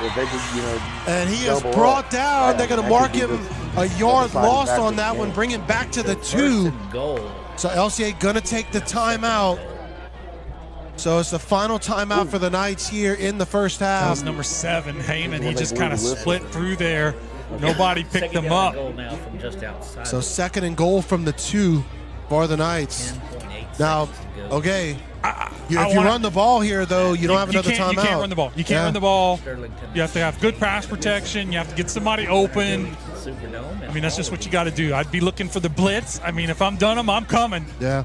I'm not going to let you sit back there and wait for somebody to get open. Yeah, we went to the Dome last year for one of the first times and get to walk right on the field. You know, Interesting to see Wyatt Whitney. At that point, a 41-year-old man. If he's And I'm in like at a tight kid, end, man. you know, never he's knew kind of the actually hitting hard guy. People don't, that's paid a lot such of an attention to incredible your tight ends a skill. lot in this situation a lot of times. These guys. Especially when you have all those weapons that LCA does, but we have seen Wyatt Whitney come up with good catches throughout the season.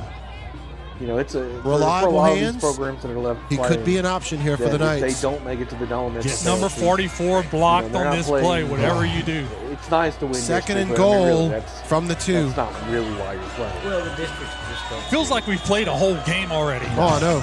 This game's a marathon, not a sprint. Yeah, I mean, look how good of a Dunham year timeout. Dunham's going to take the timeout after seeing what LCA's offense put out on the field. Pineville. And then we're going to go ahead and keep it here. All right, so Deontay, I got to ask you, all right, coach's perspective. If the Knights don't get it right here and the ball falls incomplete. Really nice job of getting a little bit of pressure on him, but really. A little miscommunication, looked like. It looked like it was a miscommunication all the way. The winner of this set to face the winner of Gina and Union. So Jackson will drop back to punt it away for St. James. Downs and Hickman stand back in their own territory around the 45-yard line. High snap. Jackson's going to get it, and he'll be able to get it away. And it'll go out of bounds in Wildcat territory. Let's see where they mark it. 48-yard line. 1st and 10 for the Panthers at the Wildcat 48-yard line. They lead 28-24. 2:24 on the clock here in the Fence Depot second quarter. Panthers do have 2 timeouts remaining, I believe. Yes. I got to give Jackson props for catching that one. I thought that was sailing into the end zone. But, yeah, we got 2 timeouts left. You know, Ben, this is a very important drive for the Panthers, given that they're getting the ball back at the start of the second half. So, boy, you really want something good to happen on this drive. One receiver to the far side, full house backfield with Breen. That'll be, I believe it is Park Smith, Birch, and Dismuke. Actually, that'll be Crane there for Park Smith. There's a quick give to Birch, and he's trying to find some room. He'll fight his way across the 40, and he's going to have another Downs Law Firm first down at the 38-yard line. Got it up to the 38. Looks like the Panthers are going to hustle to the line of scrimmage. It'll be first down and 10 for the Panthers. Breen under center. There's the snap. Quick give to Birch again. Ball's on the ground. I believe J-Rob picked it up. Be a gain of 2, second down. Well, that's one thing we said we can't do is put that ball on the ground. I'll say, get a 1. Go ahead. I'll say this: Wildcats have been pawing at that ball. And Jordan, I don't know if you can hear us or not. Can you hear us, Jordan? I got y'all. Hang on, let me turn you. Hold on, we'll get you in. Hang on, just a second. There you go, Jordan. Well, I think we've got you now. What's going on, Mr. Doug? Look, y'all are in a battle down there, it seems like. A battle indeed. Two defenses that came into play here this evening. Iowa so far, 2 turnovers in the first half. They turned one of them into points right now, and Bell Chase, my God, are they physical. And they play the game extremely hard. So right now, we got an 8-7 ball game right behind us. We're gearing up for an exciting second half. Time of possession, turnovers, all the little things might come up to decide who's going to the Dome tonight. Look, it definitely is. I saw the igloo you guys had going on early. How's the weather down there? You look like you got some rosy cheeks. I tell you what, it's nice and cold, but at least the rain stayed away. That's the thing that we were worried about. We got extra protection to get the equipment to make sure we didn't get no rain, and it looks like we are free from the rain, but we're just going to freeze our tails off tonight. Look at the guys. Look, bundled up. Look, we love the work that you guys are doing. And as much as look at the crew back there. Tell them to give us a little wave. Have the crew give us a wave. We got us a little heater. Look, I see the hoodies are working there. These guys are doing it big. We're watching games also. Look, we've got a lot of great things going on. Not a lot of scoring going on, except for that LCA Dunham game. LCA and Dunham have put out about 60 points, and it's almost halftime. Yeah, they're going to break the scoreboard tonight. Absolutely, they will. You guys are doing a great job. Have a great call, and we appreciate you taking time with us. All right, Mr. Doug, y'all stay warm, my friend. We'll see you in the Dome next week. There you go. Jordan Taylor joining us with Under the Lights, and we appreciate him. Let's get that volume back down so we don't need to hear him anymore, or us anymore. A little bit of an echo there. Yep. So it looks like Southern just went to halftime, or that? No, they're coming out of halftime. They're coming out of the half. Let's jump up here and see that Sterlington game because it was perfect timing. That ball came in. I believe that's David Hickman. That's David Hickman made a great play. He timed it perfect. He turned around to catch that ball, and Hickman was there to knock it away. They had a nice little setup. Ball hung there a little bit and allowed him to recover. Sure did. He stuck it down at 10 for the Wildcats. Again,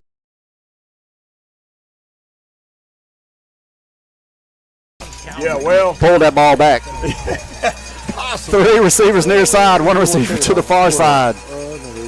Jackson gets set, calls for it. There's the snap. He drops back. Should have been a hold there. He pulled a man down. Now he's trying to run to the sideline. Strohmeyer gives chase and will take him out of bounds. But he'll have a Wildcat first down at the 44-yard line. 21-14 at the half, Notre Dame. Yeah, that'll stop the clock since he went out of bounds. There's 35 seconds left till half. Notre Dame likes ball spotted a yard forward. They got to back it up. Nope, they're going to move it forward. That didn't make any sense. I don't know what we saw. It's at the 44-yard line. First down and 10. 2 receivers to each side for St. James. Jackson gets set. Calvary's good friend. Calvary Baptist is a good friend of the show. We love covering their softball. Got to know where Villanova is. Coming out of the half, John Curtis ran through the banner again. Interesting. That's get it over the middle. Off his hands, incomplete. Sam Frazier had a shot at it, but I really thought that St. James receiver Mitchell was going to pick it. Well, that was the first thing I saw was when it went up in the air. Mitchell was behind everybody. I had visions of in 23 when they take it, take something like that to the house. Second down 10. 31 seconds remain in the half.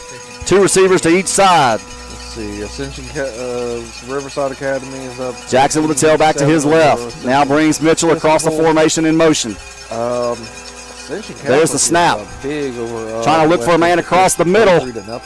And it'll fall incomplete. Nice job there by Hickman. Really? Yeah, it was just really overthrown. He had some pressure coming in. I'll say this, the Wildcats are doing a lot better job of giving him protection. Back there in the pocket. Christian, did Lafayette get the pass out? That was just overthrown. It's going to be third down. This says 27-27. Cartown, third down and 10 upcoming. Gravois checks out for the Wildcats on that offensive line. His helmet came off. He'll have to be out for 1 play. Somebody has to big third down again for this Panther defense. And Shaw is still up 3-0. 2 receivers set to each side. Frazier, the tailback to the right of Jackson in the gun. There's the snap. He drops back. Panthers bring pressure up the middle. Birch got there. Now he'll flip it out, and he'll be just short. Actually, it's going to fall incomplete. We'll have a 4th down. Should be the punting unit for St. James. Yeah, 19 seconds left in the quarter. Did not get on the board there. Or in the half. Get that updated for you. Fence Depot, second quarter. At the half. It will be the punting unit. Of course, the quarterback is the punter for St. James, so you got to play safe. Yeah. Been all Giants. Yeah. It's like Hill is. Second half Hill's going to come off the field. In these games. Here we go. 4th down and 10. There's the snap. Oh, I thought win the Superdome next week. Yeah, win the state championship. So they kind of was saying this is kind of like the Super Bowl, if you will. Maybe that was and because whatever team wins tonight is going to be highly favored next week, regardless if it's Notre Dame or Calvary. Do we have an updated score? Notre Dame's up 21-14 at Calvary at the half. Joined us tonight. You have gotten your money's worth so far offensively. Defense was able to get 2 stops right there. Get the ball back to their offense. They'll come from the sideline. North DeSoto, Plaquemine is up 30-22 over North DeSoto. Strohmeyer will drop back. See, Brett, first quarter alone, he already broke 100 yards rushing. And I think in like 3 carries it felt like. But he's been perfect through the air so far. 7 for 7, 123 yards and a touchdown, and then running the ball 152 yards in the first half running and a touchdown. and then you had Braden Allen has 4 catches on all of his targets, and one of them, 40 yards down the field, just jumps over a guy and mosses him for a big first down. He has 80 yards receiving, and then Bellard, 59 yards and 2 touchdowns already. Both of them coming in the red zone. Big time play. I was gonna say, that's all good and well. The total yards right now, LCA 371 total, Dunham 264 total yards. We're doing a great job against their run game. Only 48 yards on their run game, but their passing game, which we talked about on Nightcast. You didn't know you could sweat in. The early end of the second half in Baton Rouge, St. Aug and John Curtis. I guess they're down in New Orleans, aren't they? If St. Aug is the higher seed, which they are the 2 seed. Knights trying to get something going and wide open into this. What? He's gonna make it into the end zone. Gets into the end zone. That's about a 70-yard touchdown pass. You see there. See the replay. Man, he could not. Yards, yeah. He could not have been more wide open. They found a soft spot in the zone, and then it was just a matter of, can you get down to the end zone? The officials are talking about this, and they're calling an ineligible man downfield. So that's gonna bring them all the way back. And boy, that's burns. A 65-yard touchdown taken off the board. Mangum is up 28-0 over South Plaquemines. Mangum 28-0. So the number 2 seed rolling over the number 3, 28-0, down in non-select Division 4. Yeah. Haynesville does not have 204 points. They've got 20, and Jeanerette is the 4th ranked team. So punctuation is important. It is indeed.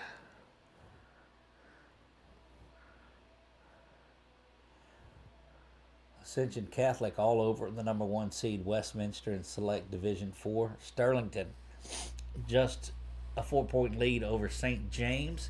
Gina Big over Union Parish in that one, and Coach Spat and that group have made a tremendous run out of the 12 seed.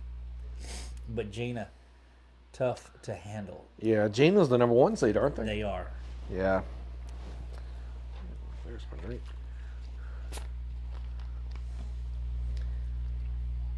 Getting ready to kick things back off in the second half at Neville. Yeah. I'd expect Neville to come out fired up and quickly try to overcome that 7-0 deficit. It's 24 minutes and the rest of your life. Been listening to old Nick, haven't you? Oh, yeah. Well, I miss not having Nick on the Well, Nick wasn't on my broadcast. I was on a different team this year. Maybe next year we'll have more live look-ins and different things like that. Mm-hmm. And we'll have it. So they're getting ready to kick it off there over in that St. Aug game. It's 13-7.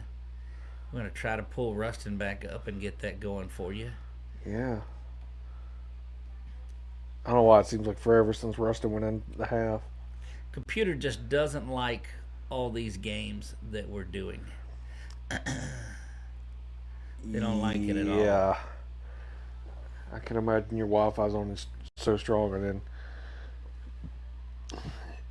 there's someone else in there that doesn't even appreciate that we have a show going on and she's streaming. She doesn't care. God. She's all right. That won't hurt us.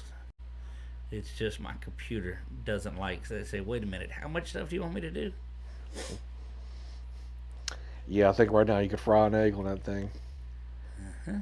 It is 10-7.5 for Zachary over Ruston.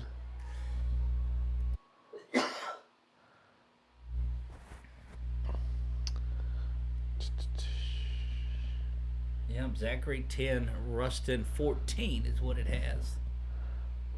So Ruston just evidently getting into the end zone. You see that student section at Ruston, they're loving it. Oh, yeah. So it is 14-10. Ruston takes a lead into the third quarter. It's a very passionate school right there. Very creative on the Jumbotron, too.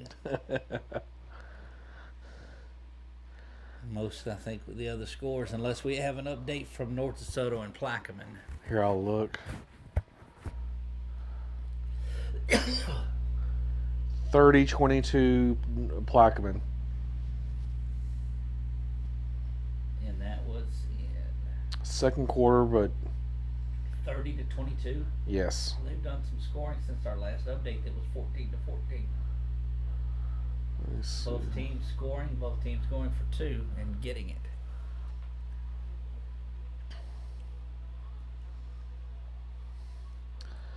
I may have to get the charger here in a second. My phone's starting to run low. All this surfing. Do people still say surfing the internet? I don't think they do. No, I think that's pretty old.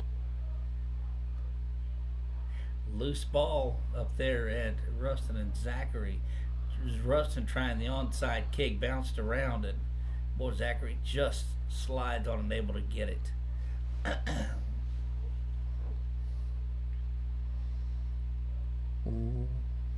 don't know. Maybe they gave that to. It bounced off of the Zachary up back.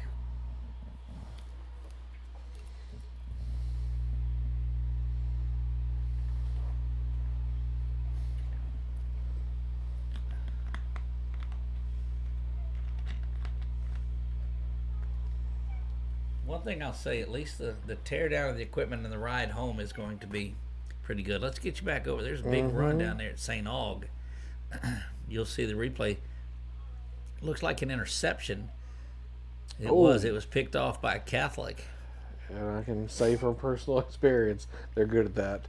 Well, we've seen them do a bunch of that. That's what fueled their big comeback, the pick six and several interceptions last week. But if you look down their last 4 or 5 games, that's what they've done. I think they got 3 last week. Not pick sixes, but 3 interceptions. Zachary going down the field. That one is incomplete. Throws it into double coverage.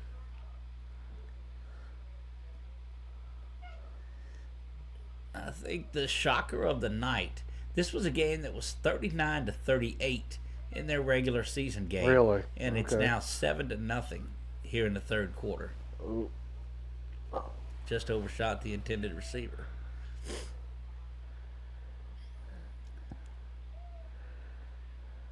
Yeah, but Neville's that school's got no quit in them. They'll fight till their last down.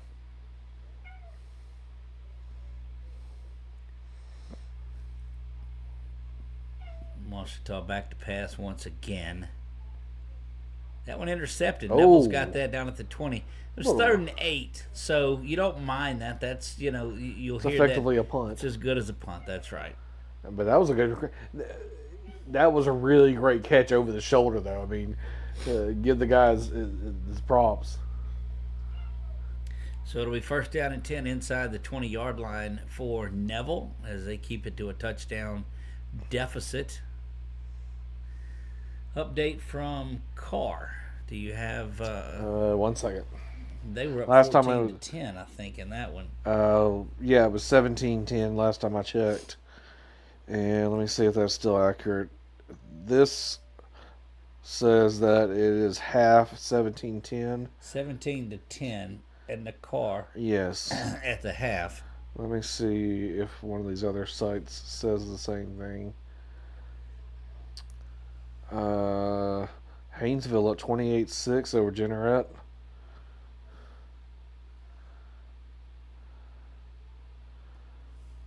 Did we say 14-10 Rustin over Zachary? We did. Okay. Yeah. Washita defense is playing about as good as I have seen them play. Final year of Mike Downauer. Mike Downauer, the longtime radio voice and now the internet voice of Washita Lions football, and is stepping aside this year. This will be his final year. And I said, as I talked to him earlier today, I said, man, just go out there and get a state title out of the deal on your way out. He said, definitely. Is that the gentleman that you exchanged the jersey with? Well, exchanging wasn't a real thing because all I got was their jersey. He didn't get one of ours. Oh, so. yeah. But yes, that's him. He had a lot of fun with that. Yeah, he was a really nice guy.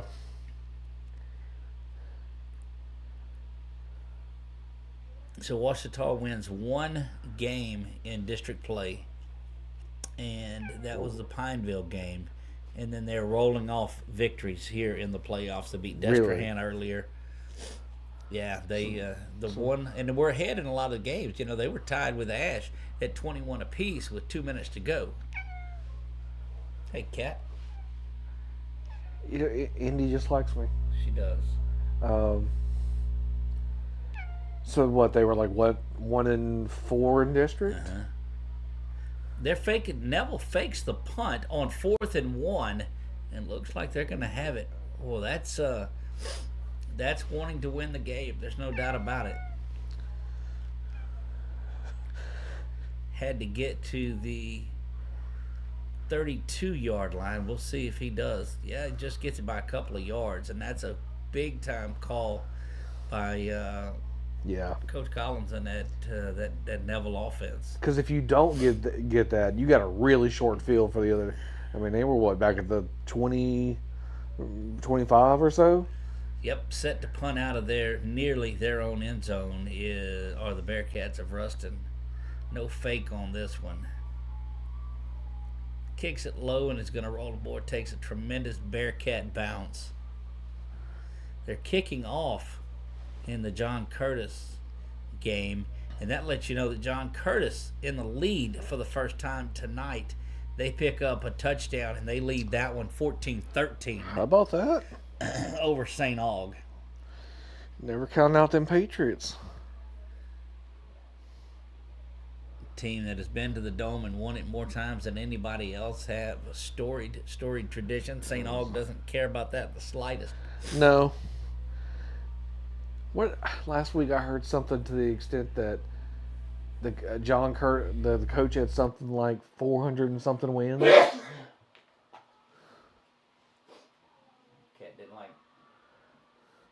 Cat didn't like my sneezing. Scares a cat off. Well, that has turned. It's okay. He's a good guy. That has turned into a pretty good one over there. John Curtis up 14-13. Let's make that adjustment there. We did it. They're at the half at Edna Carr and Catholic 17-10 Edna Carr. Yes. 14-10 Ruston leads Zachary. Ouachita 7 Neville 0. You heard that right. We'll see. Neville is bringing that offense out onto the field. They have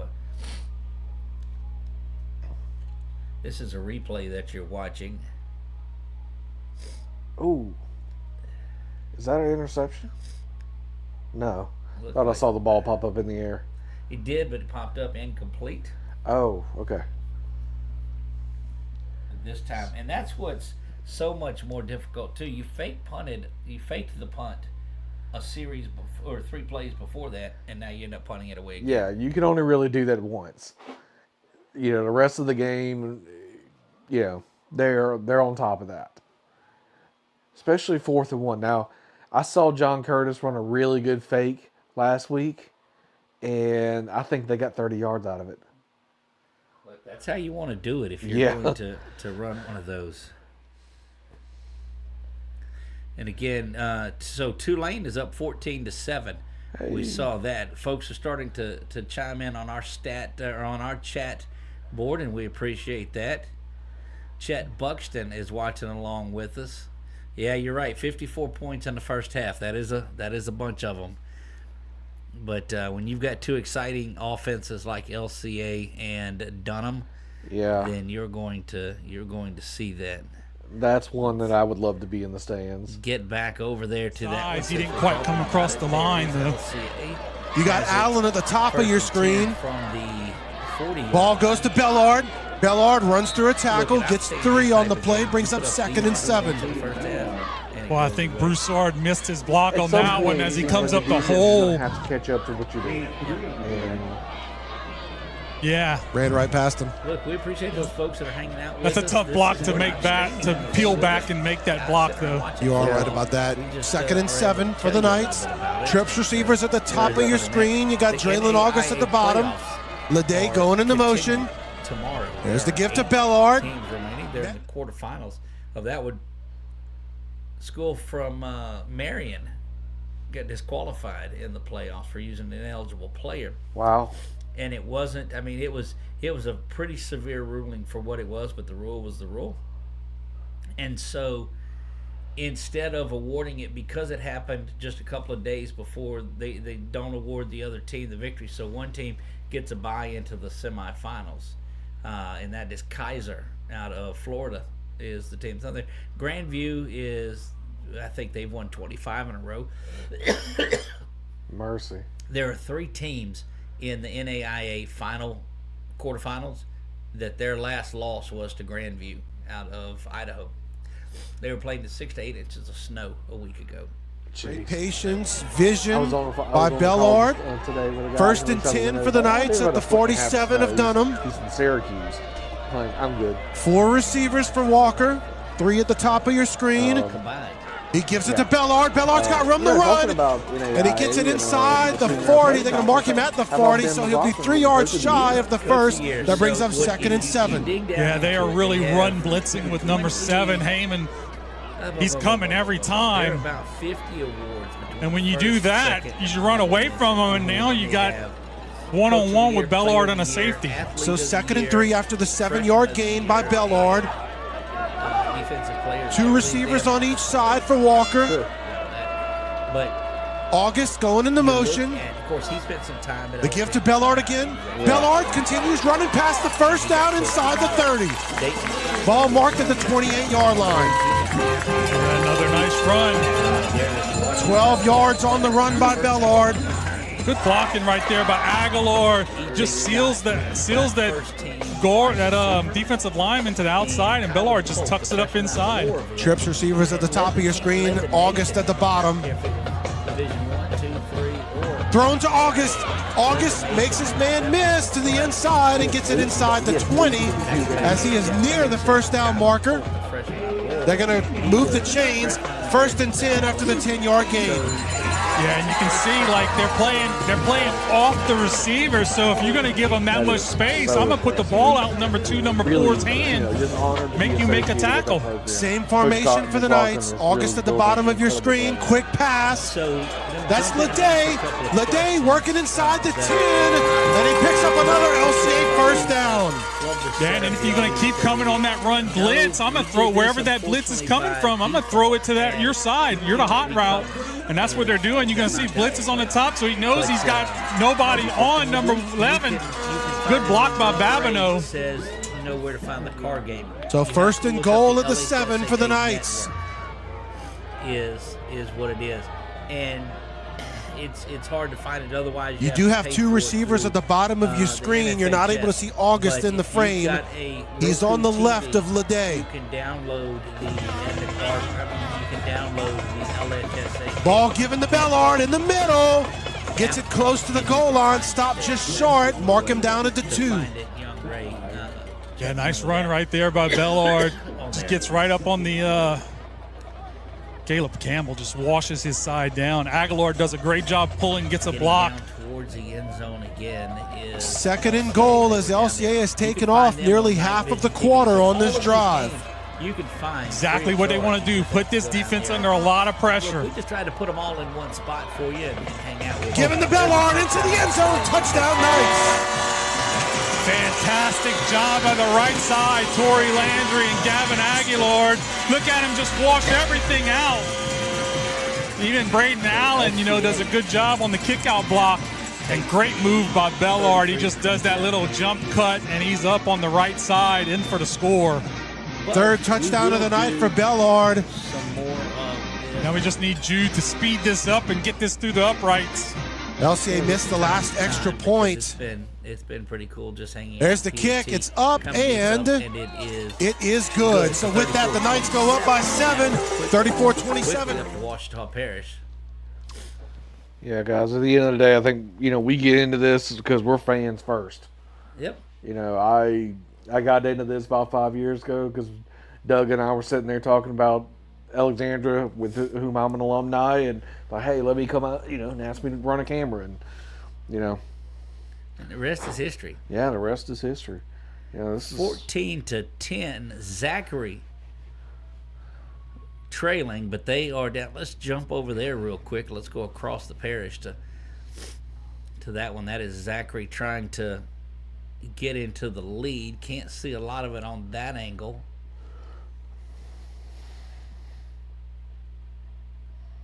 But down near the goal line. No, they give him the touchdown. So that is a Zachary touchdown. Zachary now takes the lead over Ruston.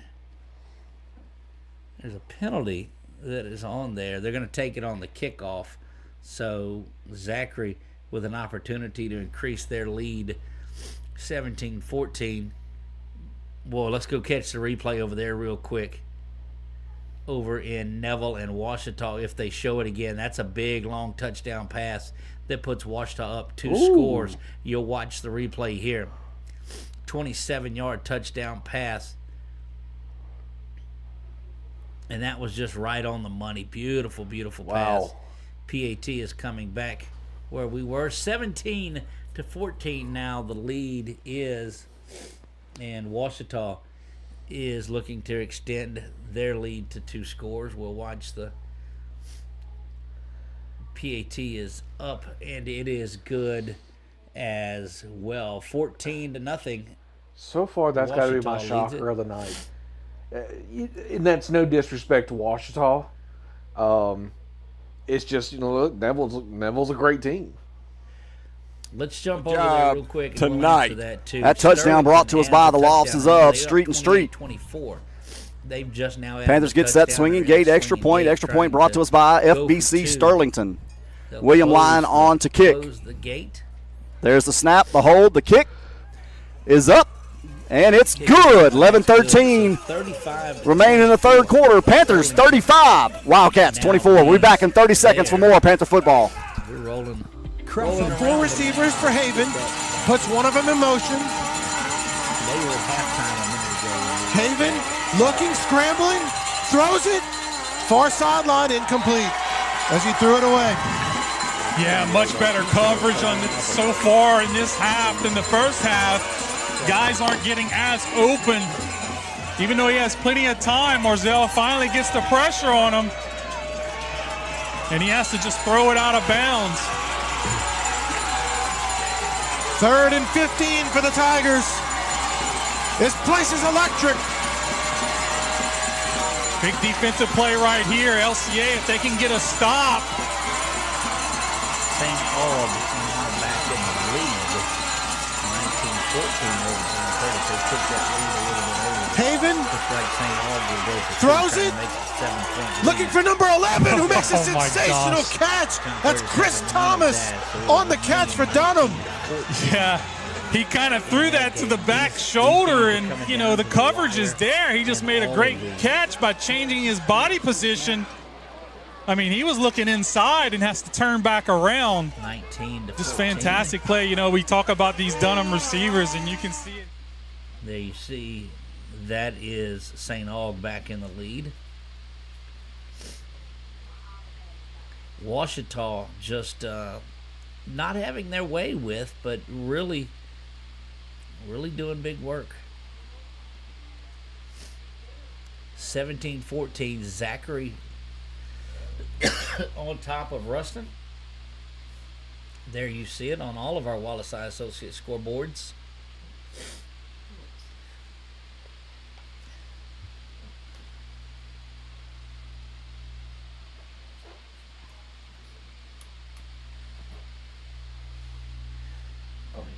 On the back side of it.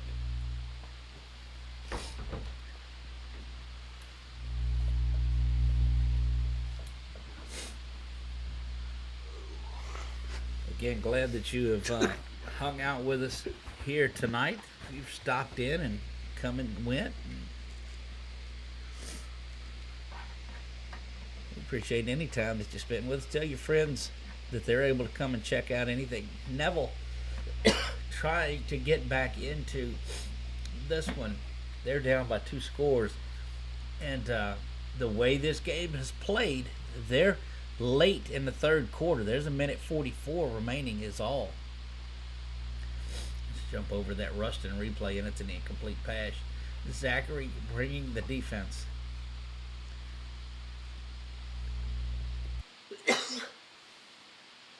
Before I hit anything, this has 2 sides to it? Okay.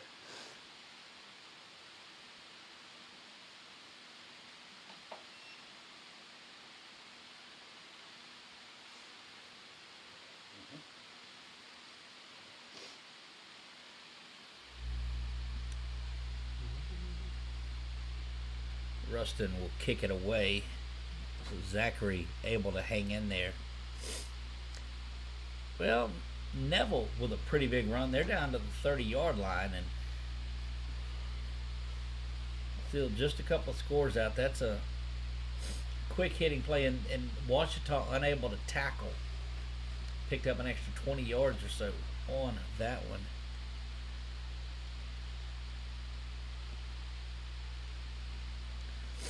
St. James. Jackson gets set. The Sterlington Panthers, Coach Lee Doty. He calls for it. There's the snap. Well, just he'll get it away. They'll probably show the replay on it.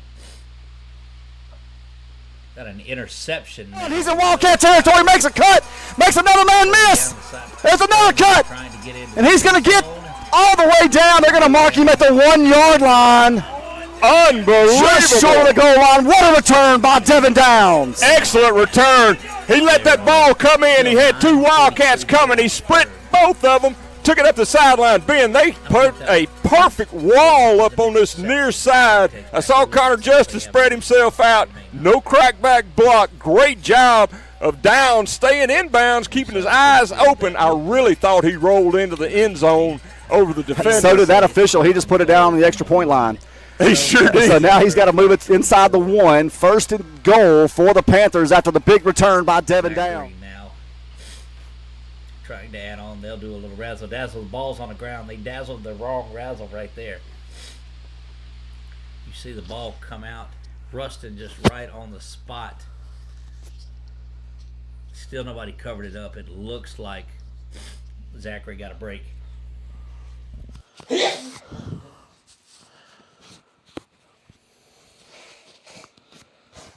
Okay, I'm back, I think. I had to, climb under things, and that was more difficult than I thought it was going to be. Look, that's like going up the bleachers somewhere. I know. I can't do a single broadcast without getting out of breath at some point.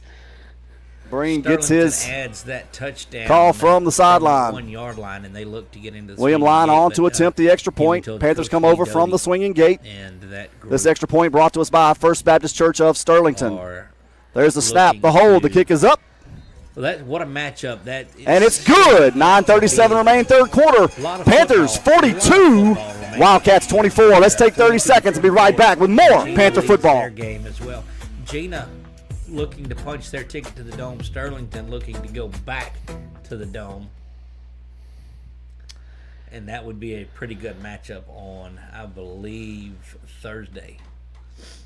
Pass out to the near side is complete. Yeah, have you mentioned that that Haynesville score, 37-6 at half? Have not, but so the backwards pass not able to be taken in by Leday results in a turnover for the Knights. Yep.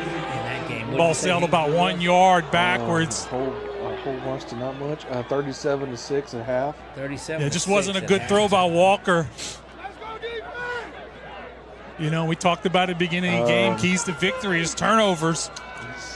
Right now, Dunham's up by 1 on that stat. The winner plays the winner of ball this. recovered by William Danton. 27-21. Let's see what the white hat says. Who's winning? I'm sorry, I should.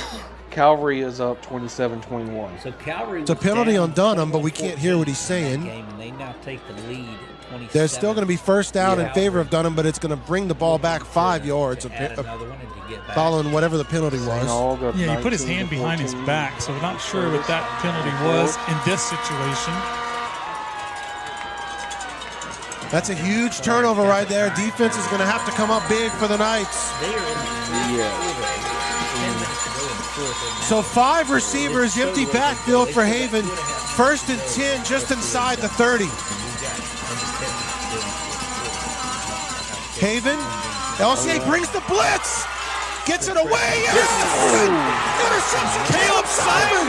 No, Caleb Simon, number 12. And who did the hit? I think that was. And really, that was just a poor pass brought on by pressure. That's correct.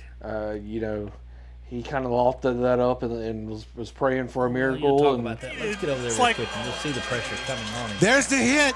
Elijah by Paul and the interception by Simon. Receiver just behind him, but when you throw off your back foot, man, that's tough. Not sure what the at this point in the playoff, every team is great. Dead ball, and that was a good pass. I mean, a good interception. They're calling, he called a penalty on it, but it looked like it was post possession. Dead ball foul. Thinking probably unsportsmanlike after the interception. Iowa is up 26-14 over Bell Chase in the third quarter. Iowa is up what? 26-14 over Bell Chase in the third quarter. That's the one that our friends Jordan and them were calling. Plaquemine and North DeSoto. They play the winner of that one. Last update we had was 30-22. Plaquemine. This says they're tied up at 30 now. Coach Dennis Dunn and that group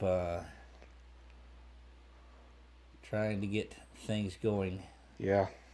Iowa, the 2 seed in this one, up 26-14. North DeSoto, the 1. Plaquemine, the 5. Good run up the middle.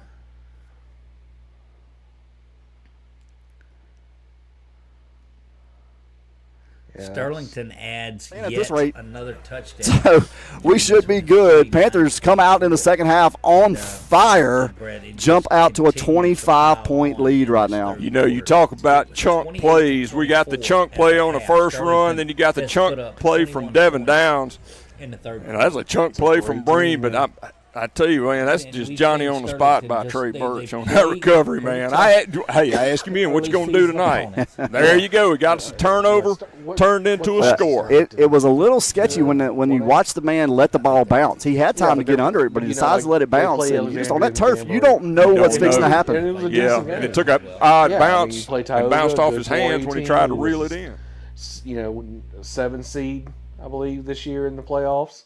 So, I mean, they're playing a tough non-district schedule. So come district play and then come playoffs, they're accustomed to that grind. That's what you've seen from Lee Doty through the years.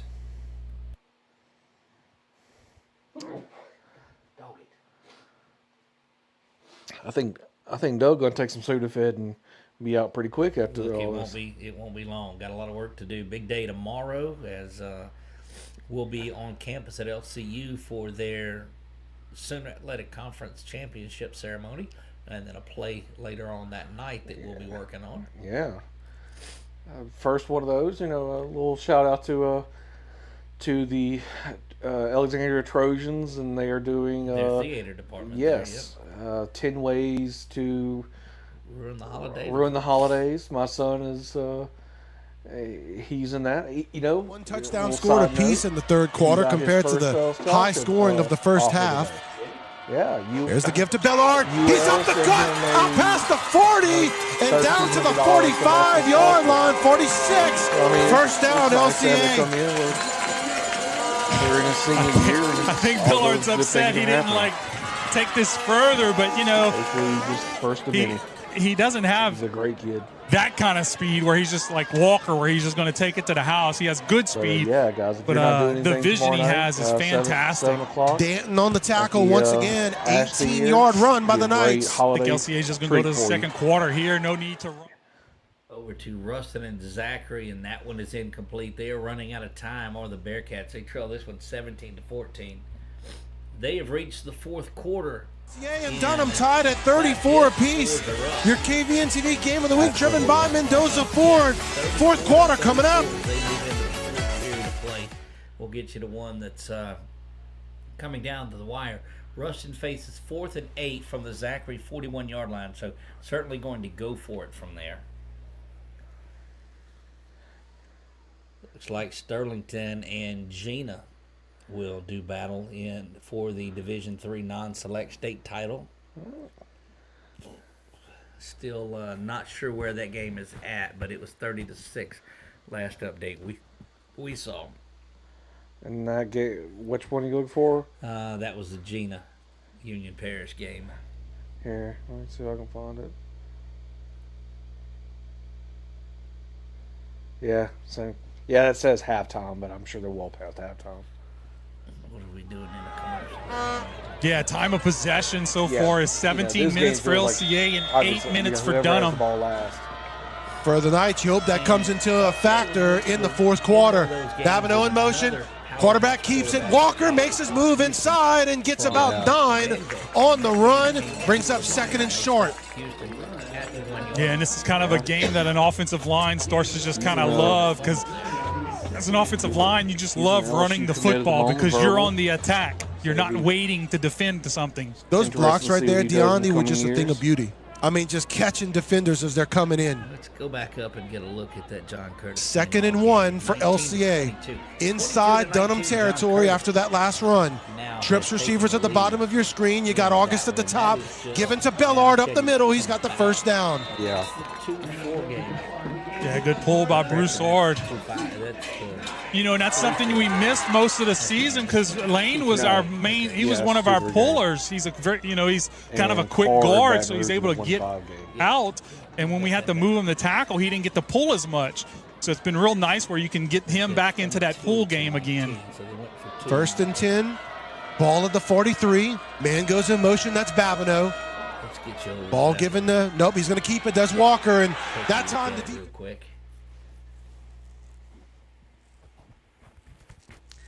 But I mean, right back go the Purple Knights of St. Aug.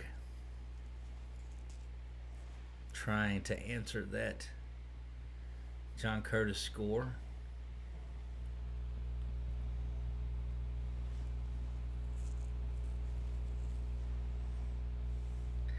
Hope you've enjoyed hanging out with us tonight. We've had a lot of fun here this evening. Shaw up 10-0 over Vanderbilt. That's right. Let's make sure we turn off all of these volumes. Somebody just scored? Yeah, it looks like St. Aug just scored. Yeah, they power their way into the end zone. There they go.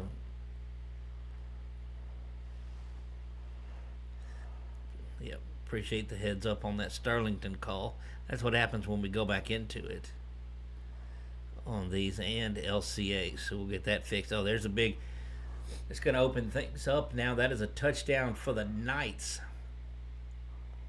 The Knights will put up 40 of maybe 60 or 65 points for them. 25-22.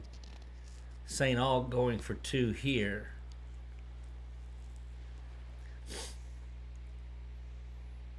Oh, what did they go? Not going to get it there, and it will be a 3-point lead. I don't know why you don't kick the extra point there and make it a 4-point lead, because you keep it a field goal game.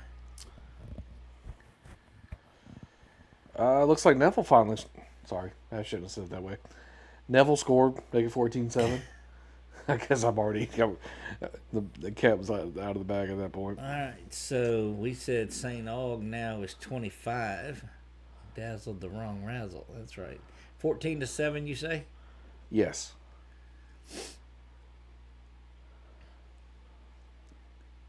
Going through these, and let's make that 41-34.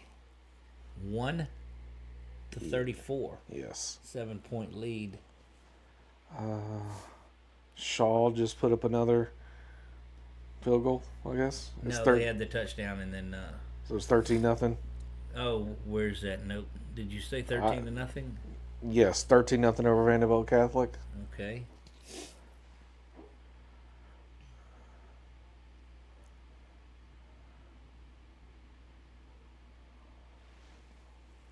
See, this is where we always had Matthew to do the updating the scores. You get spoiled on that stuff. I mean, really, what's a single man in his early 20s got to do on a Friday night besides come do this? Yeah, I mean come on, man. Jeez.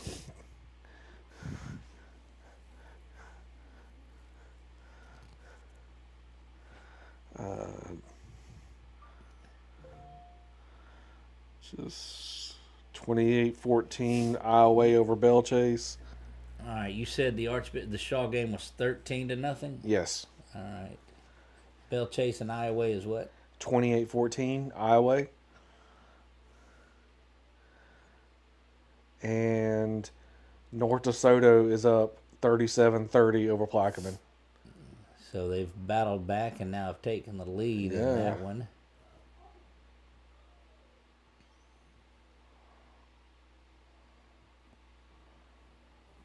Should have you updated on most everything. That's a good one.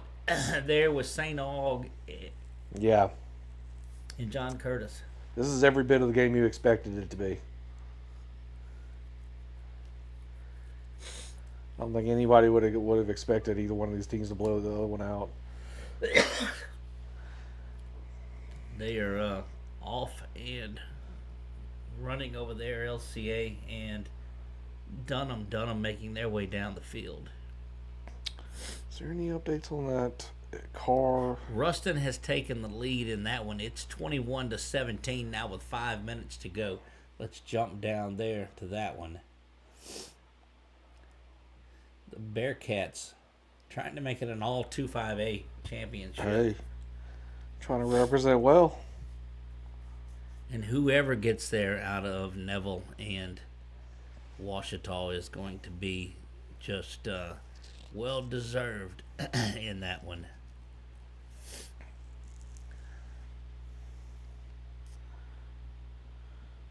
What a big time play. I don't know if they'll show that again defensively. They just showed the replay a second ago. 8:47 and counting in that one. You see it on the clock. Zachary just misses on the middle screen. Why am I not seeing the car score?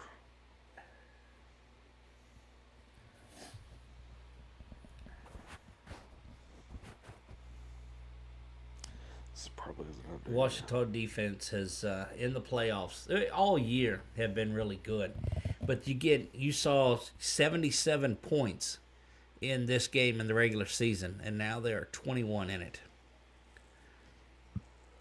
Over to Zachary and Ruston with 4.5 to go. Carr still holding on to a 17-10 lead over Catholic in the fourth quarter. I would expect a little more offense out of that one, but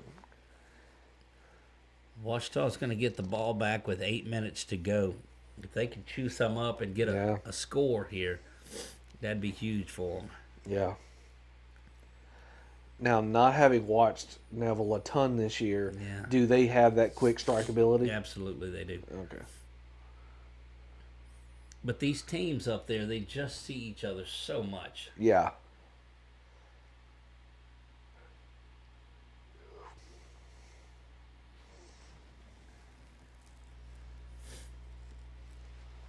Don't forget, we'll pick some basketball up for you next week, so you can find it here.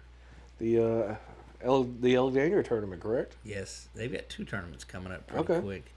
That's right, because they have a Christmas tournament tomorrow. Yep. Yeah, that ought to be fun. Washita comes out spreading things out. They are not sitting down on the ball at all, and that's going out there to win the game and not playing to lose. Back to Zachary. There's that Bearcat defense standing up. 25-22, 3:37 and counting in St. Aug and John Curtis.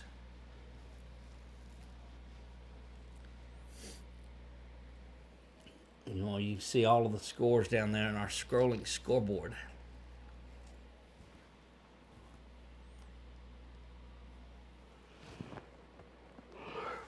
Interesting. I saw it's looking less likely like Kyle Williams is going to be back at LSU for D Right. line. I kind of wonder if he might be back in the mix with Rustin again. You got to think he probably has a big defensive play over there by the Bearcats, and they're going to take over first down and 10. That was a fourth down.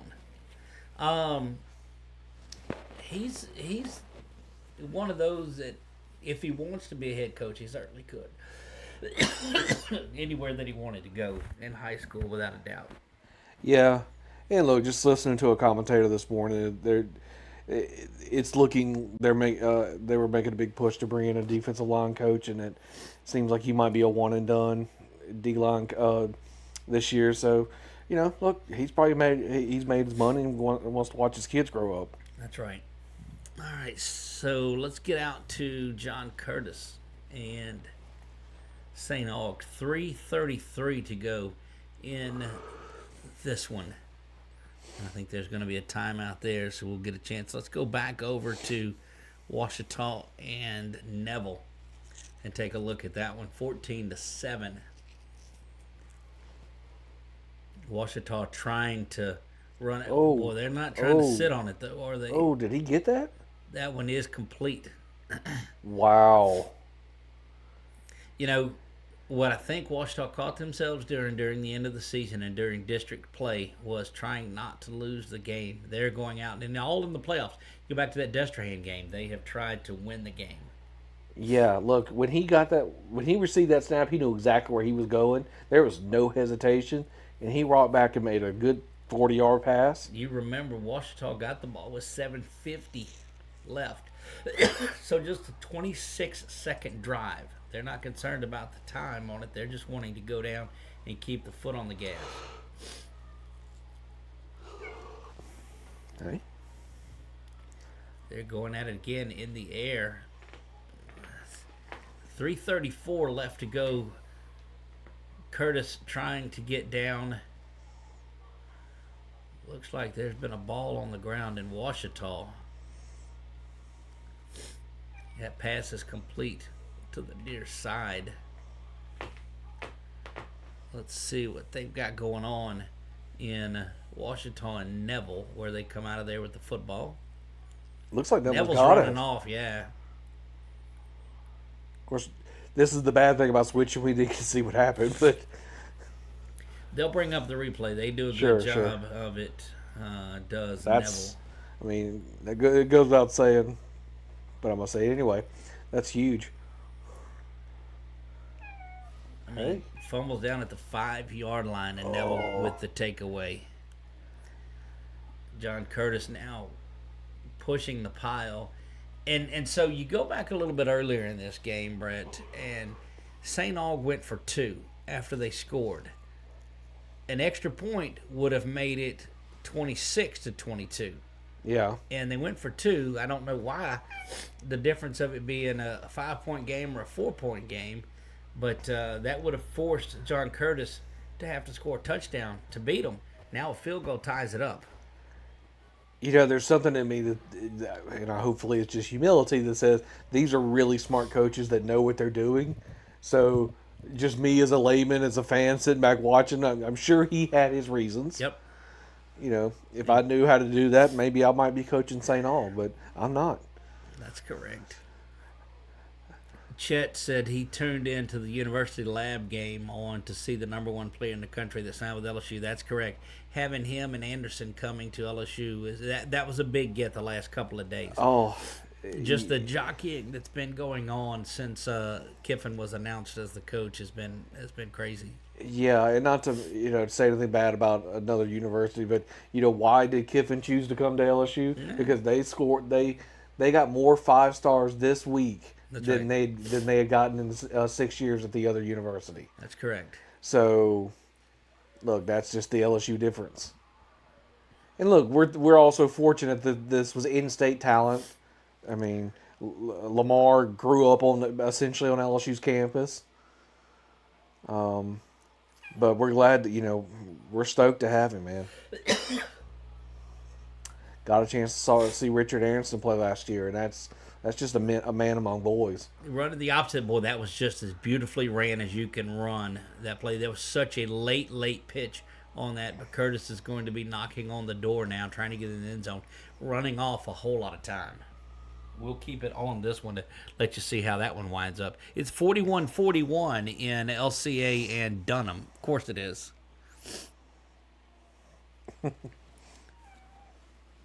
I know. 41-41. Dunham has come back and scored. And look, Elijah Haven wants to get back into the dome. There's no doubt about it. But LCA has been the top seed all year long.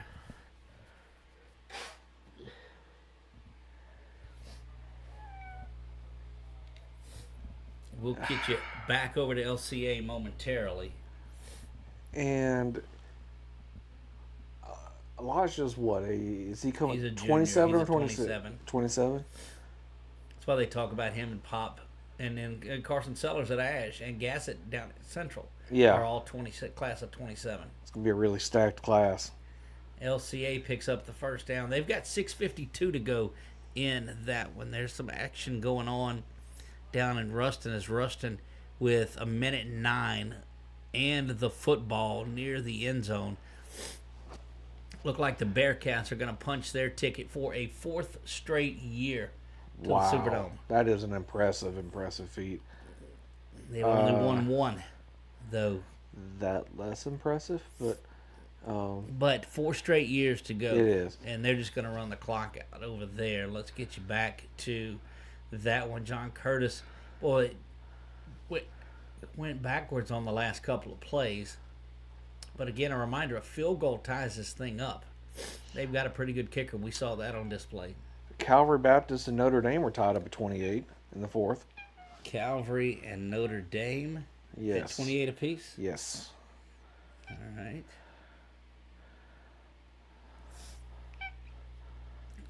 So, in Select D3, LCA and Dunham tied at 41-41.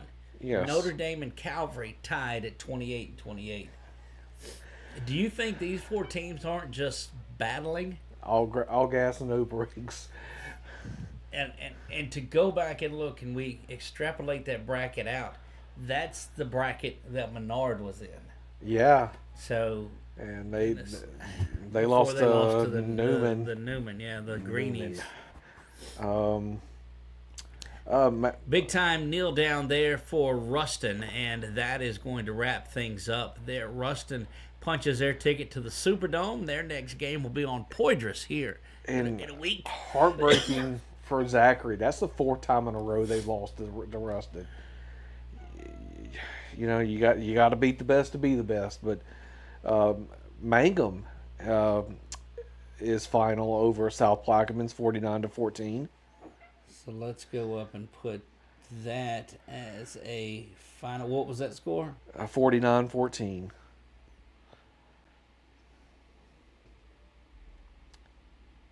And when you're done with that, I'll give you another score.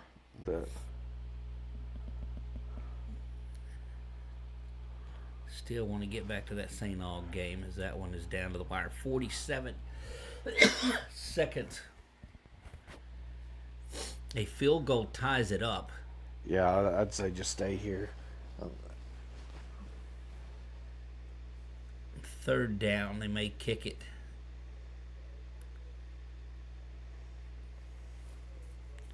Trying to go out and win this one. Yeah, they're in field goal range. I mean, that's from there. That's about a 42-yard field goal. Neville sacked now. That is big time work. Oh, did he catch that? Into the end zone, like touchdown. Yeah, that's why you don't go. You'll see the replay. Watch it here. John Curtis takes the lead over St. Aug with 44 seconds, 43-42 to go. You know, yeah, John Curtis is our running team, but they're dangerous enough in the past to kill you, to hurt you. That man, he couldn't have placed that any better. I think here you just kick the extra point and get up by 4. Yeah, don't get. I have to admit, I've never fully understood the whole swinging gate thing, but. Well, back in the 40s, some teams wouldn't cover it, but. Back in the 40s, huh? But now in the 1900s. Calvary and Notre Dame tied up at 28 in the fourth. We saw that. Haynesville big over Jeanerette, 37-6. Extra point is up and it's good. So 29-25 with 43 seconds to go. 39 seconds. It looks like he's taking everything within him not to plant that flag. We'll get over to Ruston as time is winding down there, trying to get in. It's 1st and 10 for Ouachita. Yeah, and so they got the ball back. Yeah, that 4th down stop a moment ago. So with 4 minutes to go, they had it exactly 4 minutes ago at 7:50. We'll see what they do with it here. St. Aug has 38 seconds left in their season.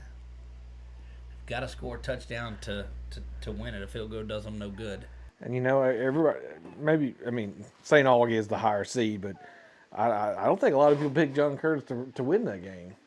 Not to say it's look, it's not over yet, but again, if you asked anybody that's looking at this Division I non-select, it's who's going to go play Edna Carr. Who's going to go play Edna Carr?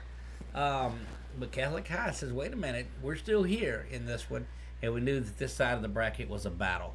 Yeah, and look, there's a lot of people, and maybe myself included, like it feels like a lot of teams are just playing for second place. But look, on any given Friday, anybody can lose. But that's a tough team over there. We'll keep an eye on Carr next year as they lose 15 D1 signees. That's just ridiculous. That is. I don't care how good you are, that's hard to replace. Yeah. Now, look, I'm sure, is it Bruce? I'm sure their coach. Bryce Brown, yeah. 30, I'm sure he's got something else in the. Go ahead. Yeah, no, absolutely they do. 38 seconds left in that St. Aug John Curtis season.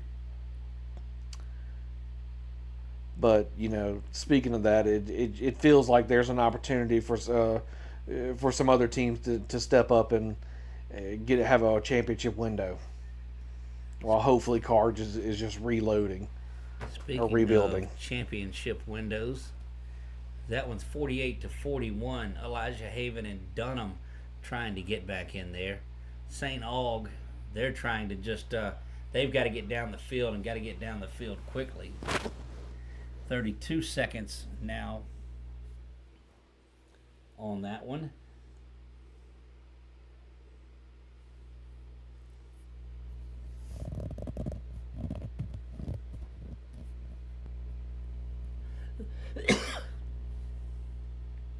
In a game like the one going on at LCA, it's going to take a defensive stand to win the game here. Just to vocally keep you up there. Elijah Haven going down the field. Flag's going to come in, so it'll be pass interference that will move the chains. St. Aug gets it out to the near side, complete to the 38-yard line with 23 seconds. So still enough time to get down there. Yeah. If you're John Curtis, you cannot get back in a prevent, though. You've got to continue to apply the pressure. But this is one of those games that you just try to make a championship drive on. Mm-hmm. Yeah, stamp your legacy right here. Little head bobbing going down the line, and pass interference is going to be whistled there. So they'll have it, depending on where they were started from, inside the red zone. St. Aug's doing everything right in this last few seconds. With 18 seconds to go. Finals starting to come in. Again, if you have not, if you haven't hit that like button while you were here, we just hop over there and do that. LCA thinks they've got the football. Let's jump there real quick and see as they unpile that. We'll get you back to St. Aug. They call a timeout to unpack things there. That game is a touchdown lead, 48-41. Still I don't know if that's still, but 43-36, North DeSoto over Plaquemine. Yes, Still, okay. St. Aug rolling the pocket, coming this way to the 15 and 10. It steps out of bounds with 11 seconds to go. It'll be 1st and goal for St. Aug. They've got maybe 2 shots at the end zone. Yeah.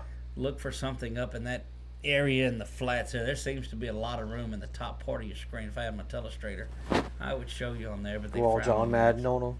They frown on that. Hit that like button if you would. And tell your friends about 446 Sports. To the near side.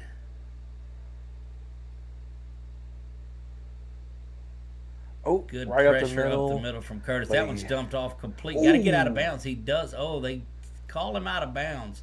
Well, but he with got clocked, too. 4 seconds to go. And you see the Curtis coach is wanting them to roll the clock. And St. Aug calls a timeout.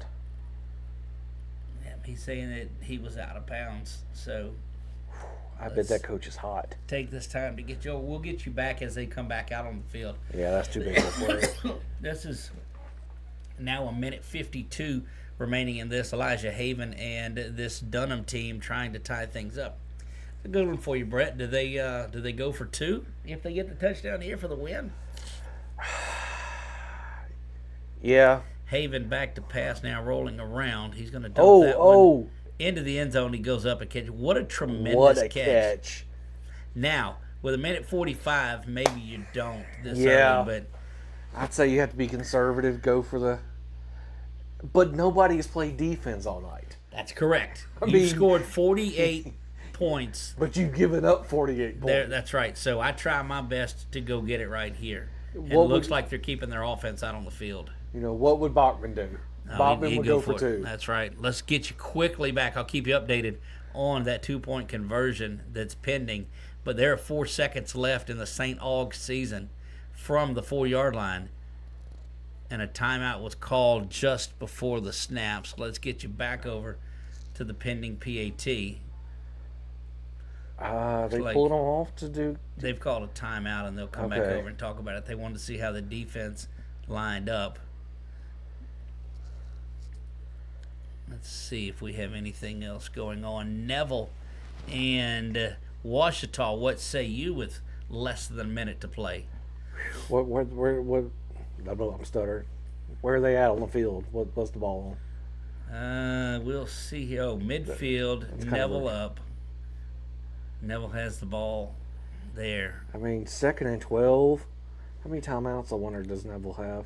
Because, I mean, really, at that point, you Neville's can kneel out the ball. of timeouts. Neville's yeah, they're in victory formation. Yeah, Washita will win, and they will go on to the Superdome for the first time. Congratulations to Coach Benji Collins and that group there. Let's get you back out to St. Aug now. Congratulations, Washita. Yeah, how about for the title? How about the Lions? Ruston and Washita.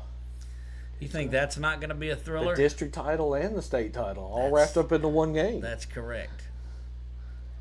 St. Aug now back on the field. I mean, that's for them to not even have a share of the district title and to... Their only win in district play was against the Rebels of Pineville. And we love our Rebels, but yeah. Play is here. Oh my God. Into the end zone, touchdown. Watch it again. Looked like it came out of his hand. There's nobody around him. Look on your screen there. And the guy fell down. And they're still trying to figure things out down there, but it looks like if that stands, and look, they run on the field. St. Aug has won the game. It'll be 31-29. There's still some discussion going on down there. But as you can imagine, John Curtis looks stunned on the sideline. They're just standing there like that can't be it. But let's see if they'll see that replay again. It is over in Washita. We told you that one. Congratulations to Coach Benji Collins and that group. That game has went final 14-7. Previous game was 39-38. Any update from Ed Carr and Catholic High? I was just about to, it says that it's still 17-10. Let me see if that's, let me check another site, see if that's still accurate. Because I'm sure Catholic has a great defense. I mean, you got Blaine Bradford Getting an over there. update from Marshall. Gina wins that game. Yeah, it looks like now they're lining up to do the handshakes.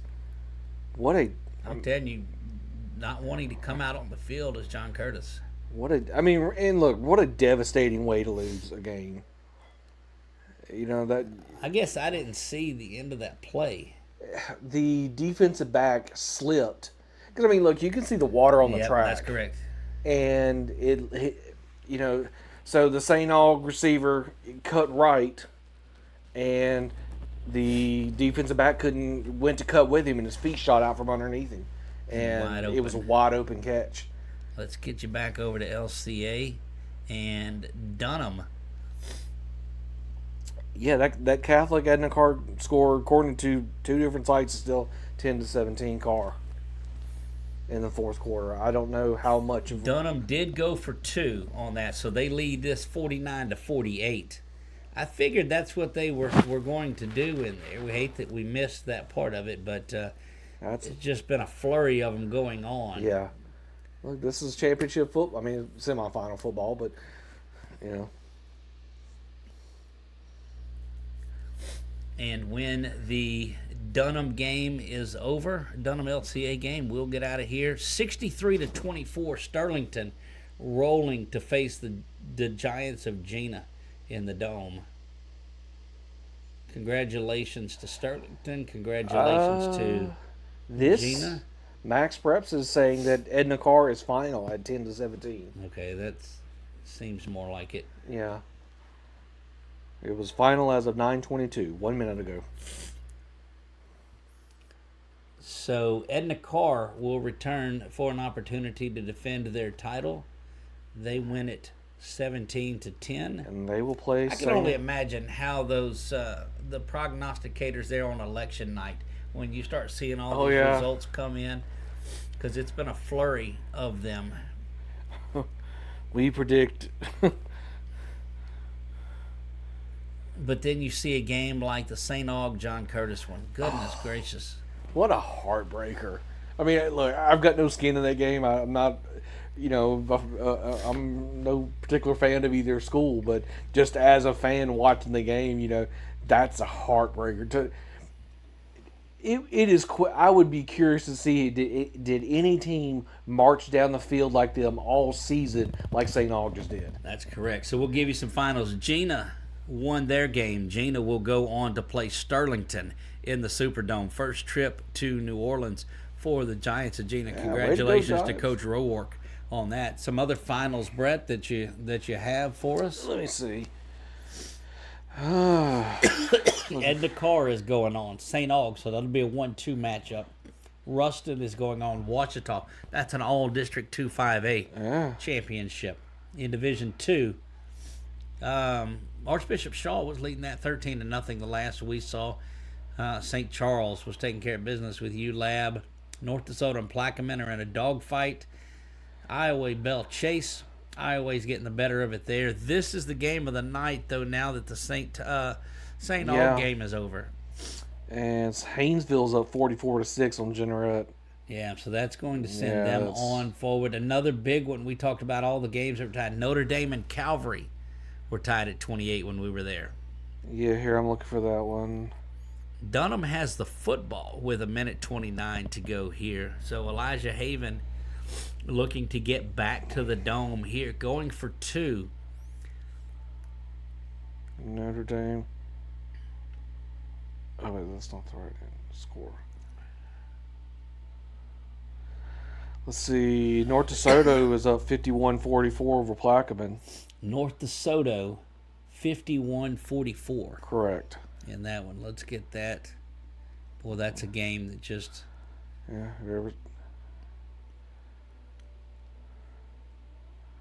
Of course, you talked to Coach Dennis Dunn, and he thought this was one of the better teams he had. That's going to set up quite a game with the winner of North DeSoto and Plaquemine and Iowa at Belle Chase. Yeah. Oh, there it is. It's 28-28 Calvary. And that's Iowa Belle Chase. Seems like that's been tied for a while.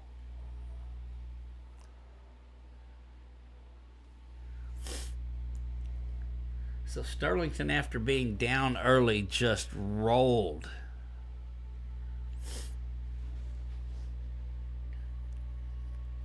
Again, go check out this game in its entirety on LCA Knights channel at KVN TV. The app, download the app, and you can see all sorts of things that are going on. Yeah, that's still, according to 2 websites, that's still tied at 28, Notre Dame and Calvary. University Lab and St. Charles Catholic are going into overtime. Yes, I know we missed the 2-point conversion while we were seeing the other one, but University Lab and St. Charles are going into overtime. Let me see what happened to that game where it went. Yeah, guys, sorry about that. It's kind of a gamble. You roll the dice. Well, you saw that big St. Aug touchdown. Yeah, I'm still kind of in shock over that. That's, that's the wonderful and terrible thing about sports. You score what you think is a game-winning touchdown, and then in football, with less you hand than a it minute. Yeah, in most other sports, you play offense and defense. In football, obviously you hand it over to the other group of guys and say, "Hey, man, keep the lead." And unfortunately, they didn't. This is a game that was for an equal set of downs, 4 downs, to match what the offense and it did. Is 27 okay, to 27 so now going into overtime. The ball's going to go to the 10-yard line. That? Offense scores. If you're on defense, you get a chance to match or score more points. That's how overtime in the Federation rules of high school work. And, so it's all big with the toss. University Lab. It was. So let's see what's going to happen with the toss of this coin. Last time we checked in with it, and now it's 27. All right, so it looks like University High won the toss, and they've chosen defense. And St. Charles Catholic will be on offense first. What are the overtime rules? Do you know, Doug? Yeah, it's like college. There you go. The ball from the 25-yard line. So they're going to go to the end opposite the scoreboard. That's the end that was chosen. They're on defense. And they'll be going with the scoreboard to their back. The model is pretty close. Okay. Yeah. Wow. Well, 2 years ago, we were in a great football game where it went into overtime, and we saw a field goal win it then in overtime against U High to send St. Charles Catholic to their state final game. We might have to take a look at. Well, we'll see. There aren't very many overtime games. Take a look at those highlights. We showed them at halftime of that 2023 contest. 2024. Neither one of these teams. Oh, high snap. Kick is blocked.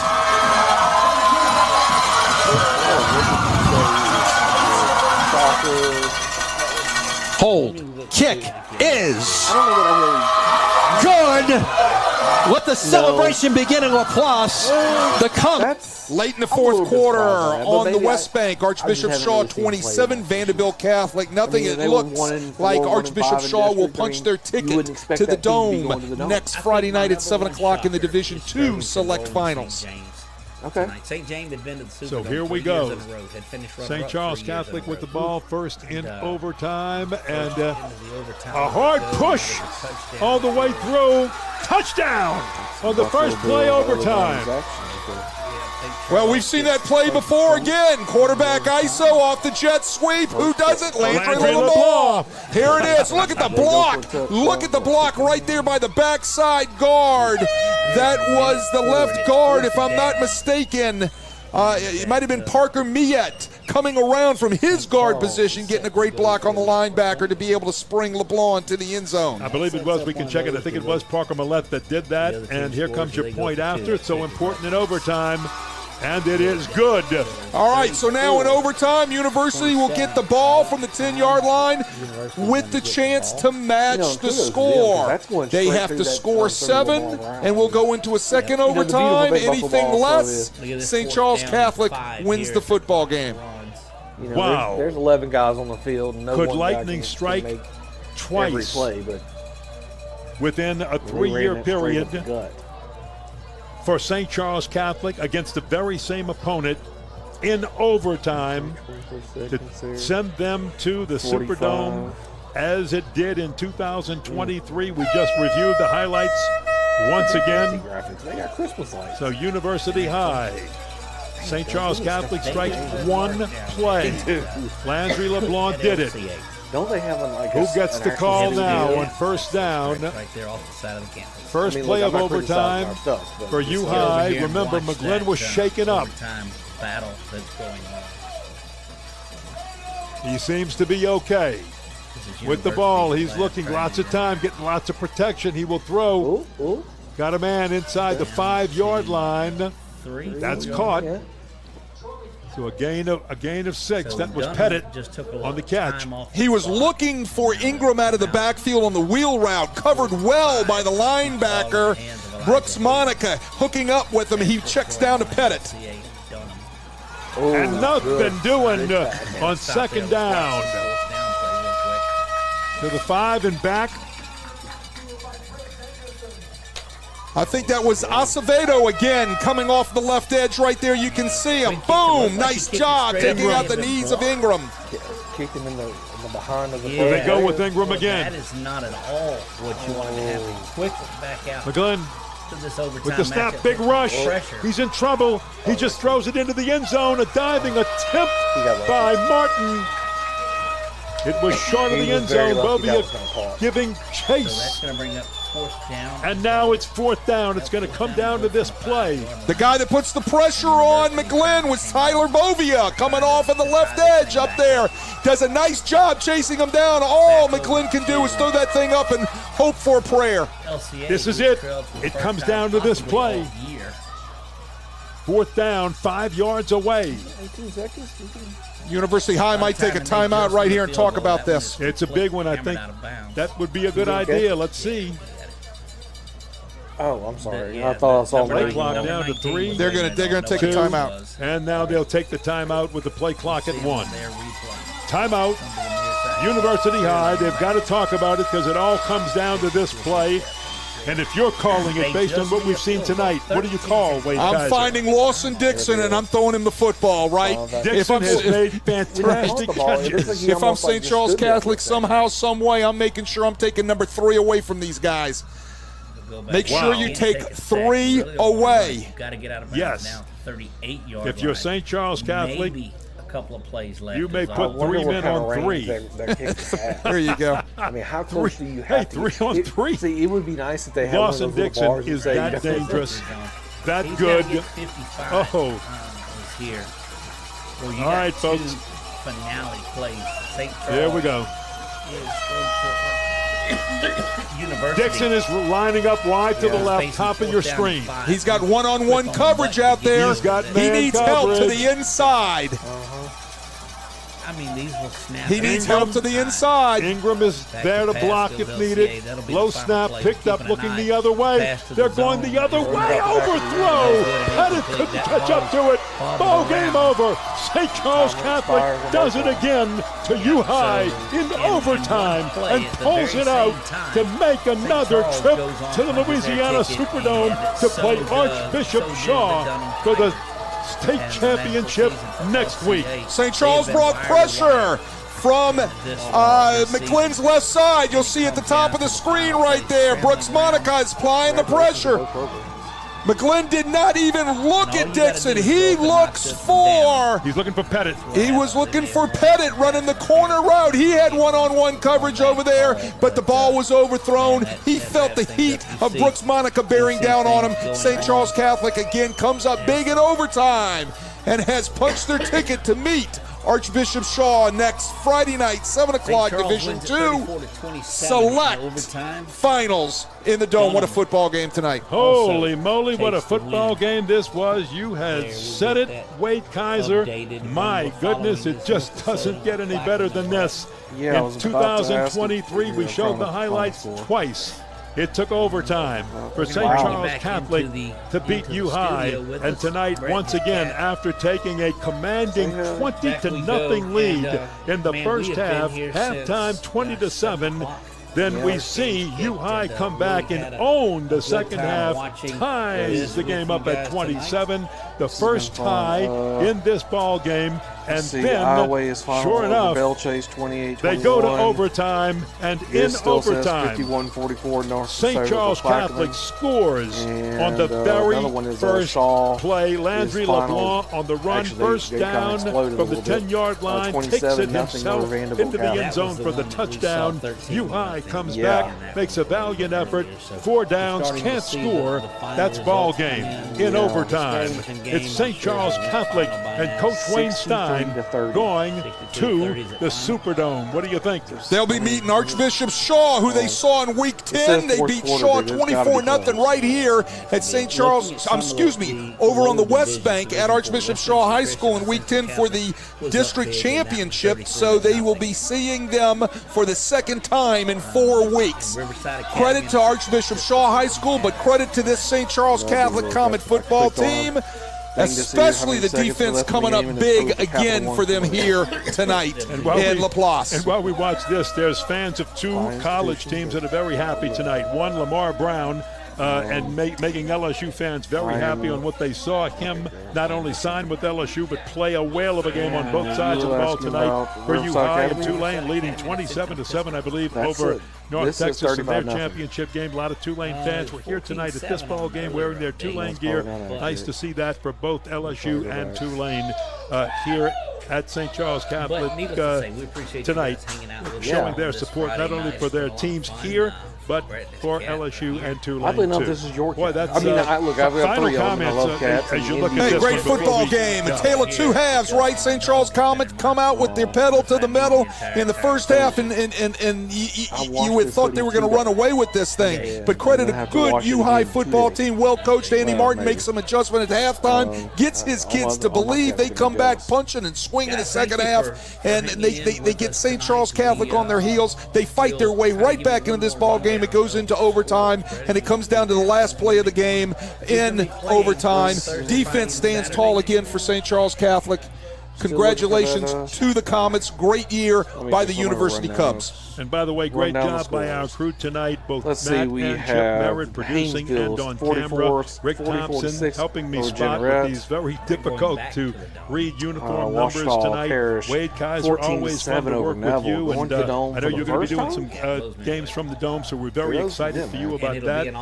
Some of the television games there, and I wish you the best of luck with that. Thank you. Get these guys again. I will see them again next Friday night. You coached here, and maybe be the guy to bring them a little luck, but you know Hank Tierney and Shaw too, so it's going to be a fun game to call for you, and a fun one to watch. Folks, that's going to wrap it up from here. What a game this was. We want to thank you for joining us this evening. Next week, join Crescent City Sports for the audio broadcast of all 8 state championship games from the Caesars Superdome. If you're in the Dome, hey man, you can pick us up on audio, giving you the coverage of all 8 games. Our because I got Ascension Episcopal, then right below is Ascension Catholic. For Wade Kaiser and our Ascension Catholic won 45-14 over Westminster Christian.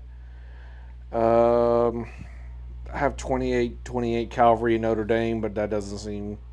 Oh, in the first overtime. Right. Dunham wins 49-48 over LCA. Shaw wins 27-0 over Vanderbilt Catholic. St. Charles wins 34-27 over University Lab. St. Aug wins 31-29. That was a great game. And that happened about the same time as the 2-point conversion did. And hate that we missed that, but you got to have one or the other until we get the 4 pictures in pictures there. We'll have to work on that. I mean, hopefully, this has been fun, but there's also ideally we would have been with Alexandria or something. You want to be calling a game. Mangum wins 49-14 over South Plaquemines. Sterlington is winning big over St. James. Let's see, Gina 30-6 over Union Parish. Iowa 28-21 over Belle Chase. 48-12 Haynesville over St. Oh wait, that's last week. Never mind.